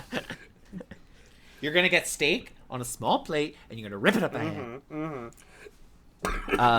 I really liked the kind of moment. We didn't even talk about it, but just an absolutely unbelievable head scratcher of a moment is when Mila Jovovich in this film kills herself to spare Matthew McFadden the grief of needing to kill her himself. But that Milady de Winter, she always has a little plan up her sleeve, like fucking Team Rocket. This one, like always, just like she's Milady de Winter is blasting off again, and instead of again the tragic end of the novel where she is like beheaded for her crimes and no one feels good about it. No, but then you have I could have had a million of these. Like, tap into all of Alexandre Dumas' other stories. Count of Monte Cristo shows up, and he's like a samurai for some reason. I'm putting together awesome. a team. Yeah, literally just give us And it's all the Dumas. French Avengers. I think he wrote a werewolf novel at one point. Throw him in. Awesome. Yeah, why also, not? fuck it. Don't do just France. Give us a Scarlet Pimpernel. Throw that guy in. Yeah. Get the Man of La Mancha involved. Ooh, yeah. I mean, I feel like if this movie had been any more successful, we would have gotten some version to that. Yeah, You know, probably. 1 year later, The Avengers comes out, and everyone is like, teams, Okay. origin movies. Okay, Like, if okay, this so- movie had been developed at a different time, like, each of the Musketeers would have had their own origin movie, you Absolutely. know, or, We of That- course now would that have would have gotten been a tough. Cardinal Richelieu movie. Where it's No, just that would him have gone playing straight to chess. Disney Plus. That would have been the Disney Plus. miniseries supplemental material. Dumas wrote a Robin Hood book, did. Tales of Robin Hood, Prince of Thieves. Anything this guy didn't do. God damn. He was prolific. Nah, he's a king. I Yeah, they but- used to just pump them out. The novel, I didn't look this up. I feel like it must have been published in a serial format because like every chapter does a lot of recap of previous chapters as if it were coming out in like a month to month sort of format. I mean, we didn't even touch on my favorite part of that scene is when she tragically, jumps off the airship. She has just died. The woman that has caused him so much grief is now gone. He's processing that, and Luke Evans comes up and says, "At least she died the way that she lived, on her own terms," On her own terms. which is so psychotic of a Thanks, thing to Luke. say. Thank it's you. pretty And crazy. And then at the end of the movie, she survives. She's just wet. She survived a like Terminal- 30,000 terminal foot drop. velocity. Like she would have. Yeah, it's a real, like, Hudson Hawk, like, Danny Aiello explodes in the car and then shows up at the end of the movie and he's like, airbags! We'll be singing on the stars. Oh, Hudson Hawk. what a It's movie. a Now damn there's a- shame we already did it. It's a five-star picture. I We should could be do a watching it right retrospective. We now. could because I we didn't could- get to do a Hudson Hawk episode. We could do a Run slop it along. back! Oh. Oh, that'd be a great slop along. Or would you rather be a fish? Every time I show that This movie, is every an time I show animal people that lives movie, in it gets better and better. Absolutely. Great movie. Oh my Richard god, E. it's Grant. available. I somehow don't own it, and I see it's available for $5 on Apple. So just give me you two talk amongst yourselves for. I gotta make a purchase. My man is just about to buy Hudson Hawk. purchases. It's so stupid I don't own it already. Like what a dumb guy I am that I am now buying Hudson Hawk. On Hey, the pod. this It's website lied to me. disgusting. This It's website lied to perverted. me. It's not $5. It's $12. Boo. Come back That's tough. later. That's tough sell. Come back Yeah, later. It's Justin, worth I- 35. Criterion should release. It's not a matter of its worth. Beautiful Arrow Video like Hudson Hawk. Where's my? It's coming I any need day a now. Beautiful hawk. I need a sweet, beautiful hawk. Okay, so Now, what Justin, what ahead of its time inventions show up in the Three Musketeers 2, the Four Musketeers? Scuba gear. Oh sure. Oh, what shows up now? I think Yeah. at that point they just have like a cell phone, right? Like, it's just like They have like a walkie-talkie. Logan That's Lerman good. is just Snapchatting like. They communicate by snail. Or do they do it Flintstone style, where it looks like a very like chunky '80s phone, but there's just like a messenger pigeon that lives in it, Yeah, absolutely. and that or between- I'm big into the Flintstones joke where it's just like a rock, where he's like my rock phone. You know, that's great. That's Coming to the that's feed always soon, funny. probably Flintstones. At some point, right? We have to like. John Goodman is like Goodman. Yeah, the Goodman yeah. Flintstones. John Goodman is literally just like blackout during the entire film. Apparently, like that's like. Do you know the movie Home for the Holidays? With it's Coming Holly to the Hunter Slop. and. Gift swap. No, I mean it could be. It's actually just a good movie, but Robert Downey Jr. is in it at the peak of his addiction, and so you're looking at this performance and you're like, I believe someone, I think it might have been Holly Hunter, called it the most relaxed performance of all time because he is just on heroin while acting. Oh, And you can wow. see it, you can tell, but also he's really good in the movie. It's a real Colin Farrell. I don't remember making Miami Vice. Absolutely. Kind of situation. Or it's like Stephen King not remembering whole books he wrote. Yeah, he was really gonked out of that. I mean, it is a novel made by a man in a coke den, in a frenzy. Have either of you seen the Maximum bless. Overdrive trailer? No, I haven't. What is Nor this? have I seen the film. It's the one Stephen King adaptation that Stephen King actually directed. Well, it's not. I believe it's an original, is it not? It's based on a short story he wrote about trucks coming to life and holding people hostage. Well, it's all machines because there's a soda machine that spits a soda out at a guy's dick. Yeah, but it's mostly trucks. It is mostly trucks, and one of the trucks has a big Green Goblin mask on the Yes, but the What the trailer fuck? for it is amazing. front. And it is a film directed by Stephen King. Oh, wow. The trailer Is it an adaptation beautiful of his work? because he's in it. It's the only one he was directly involved with, and the whole trailer is him saying like, "No one's been able to do a Stephen King movie right. That's why I'm here to do it."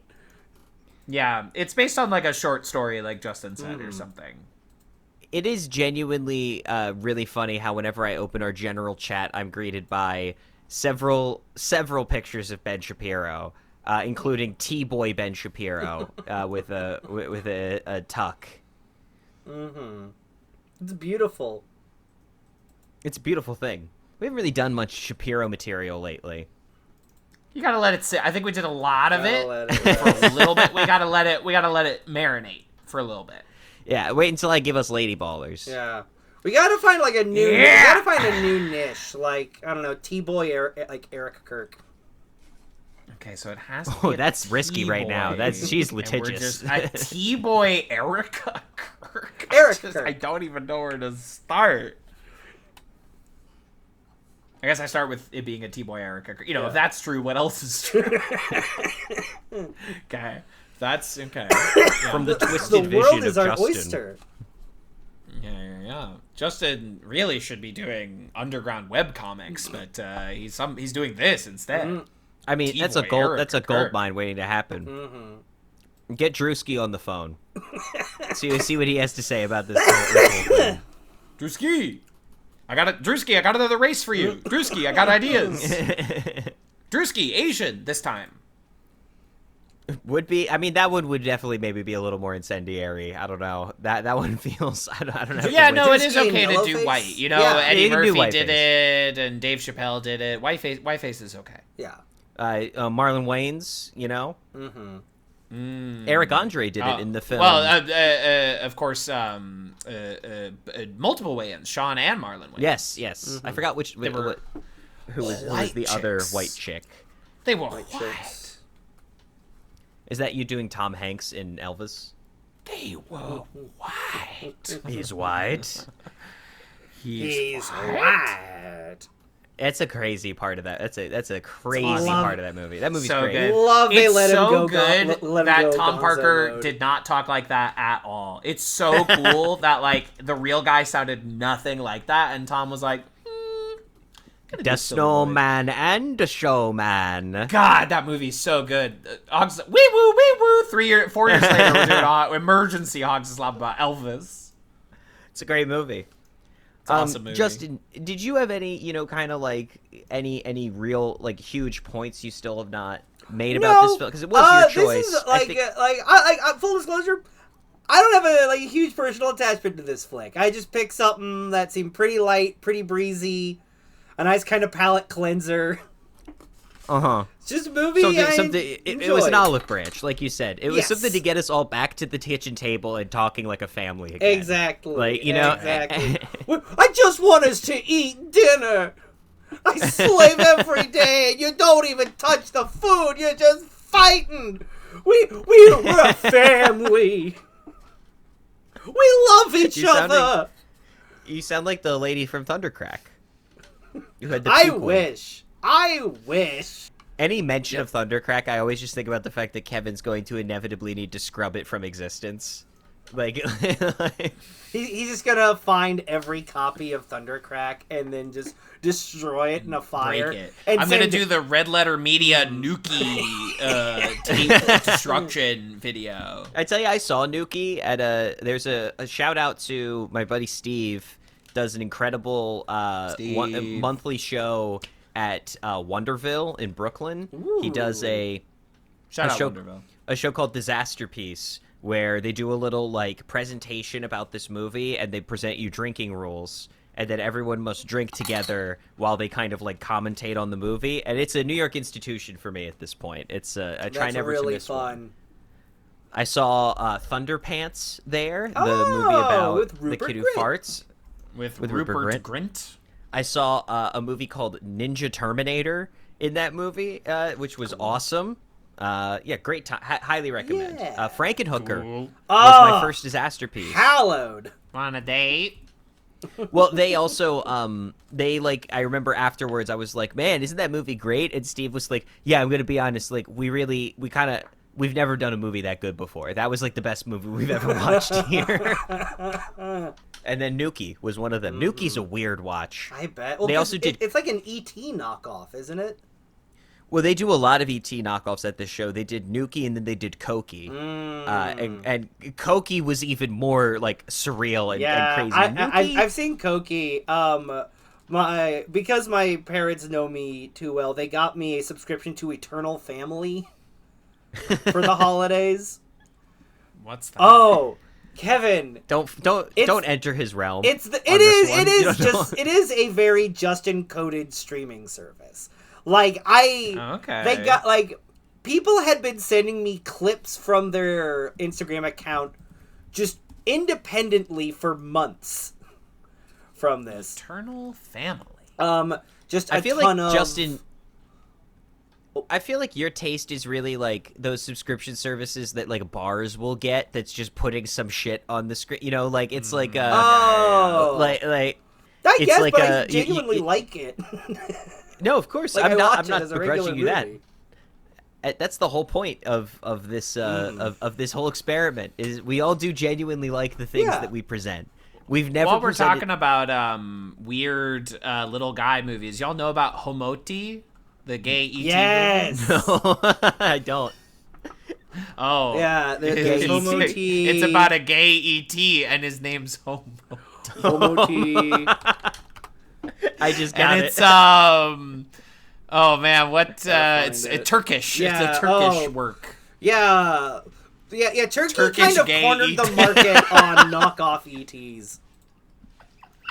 Knockoff ET. You could do a whole like study in film school about knockoff ETs. A knockoff All right, ET I got to. showcase. I am gonna have to jet soon from this wonderful recording session. I suppose y'all can keep going without me, but any concluding thoughts on the film Three Musketeers? I think we've kind of said. Oh, that's Homoti. Okay, That's Homoti. That's Homoti. I think we've kind of That's said. Homoti. When- When your When ET is the gay. when you reach out your finger and flick on your dinger, that's Homoti. Homoti. That's Homoti. I mean, how do we not just end the episode here? You know, I feel like that's like. Next month, Mario Sunshine. Yeah. I gotta get some more shines on that. I'm not done yet. Have you gotten to every? You don't got to finish it. No one's saying you got I've to been beat to the game. 5 worlds, I think. I That's not want to enough. beat the. I want to be able to fight the Bowser. final battle. Yeah. Oh, sure. Yeah, that's fair. That's fair. Well, hey, we'll see you all back bright-eyed and bushy-tailed, ready for a tropical adventure with our good pals Mario and friends. With our good friend Mario and Flood. the Italian The Delfinos. coded Pinata Man, Palm Tree Man. The And Italian- Don Pianta, my best friend, Don Pianta, Yeah. personal friend, You, Don Pianta. Il Pentissimo. Il Pentissimo. You got All the Doot You have all sisters. these great characters. And of course, the beloved Puking Yoshi.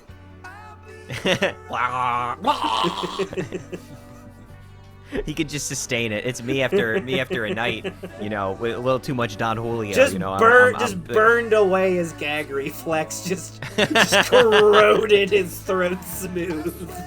You cannot do the Heimlich on puking Yoshi. It just won't work.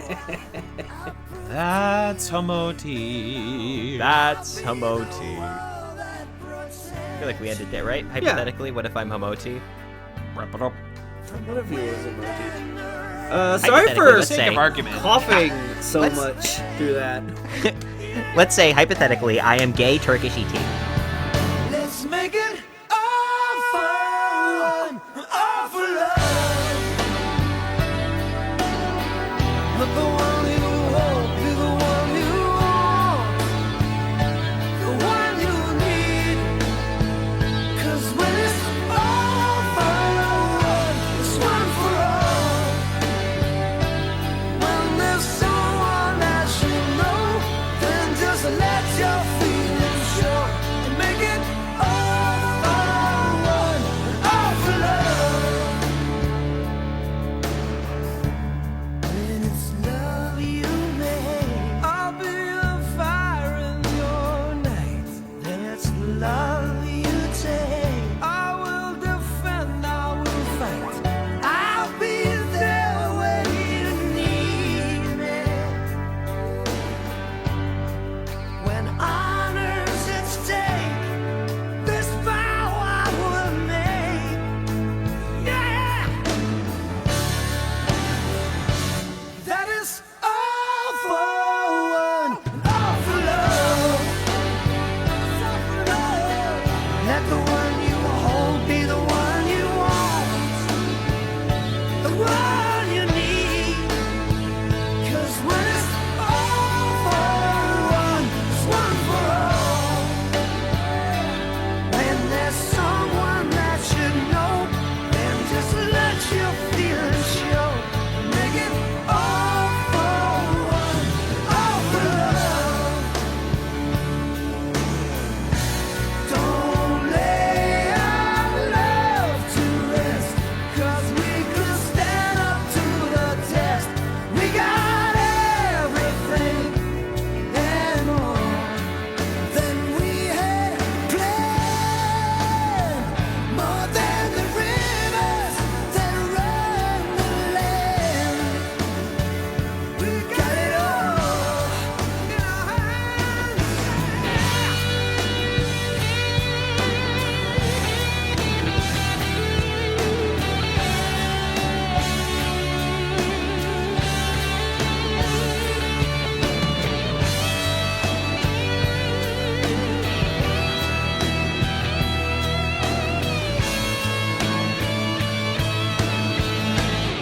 This mission sucks. All my people download this, let's get a billboard #1. This has been a Talkback Podcast.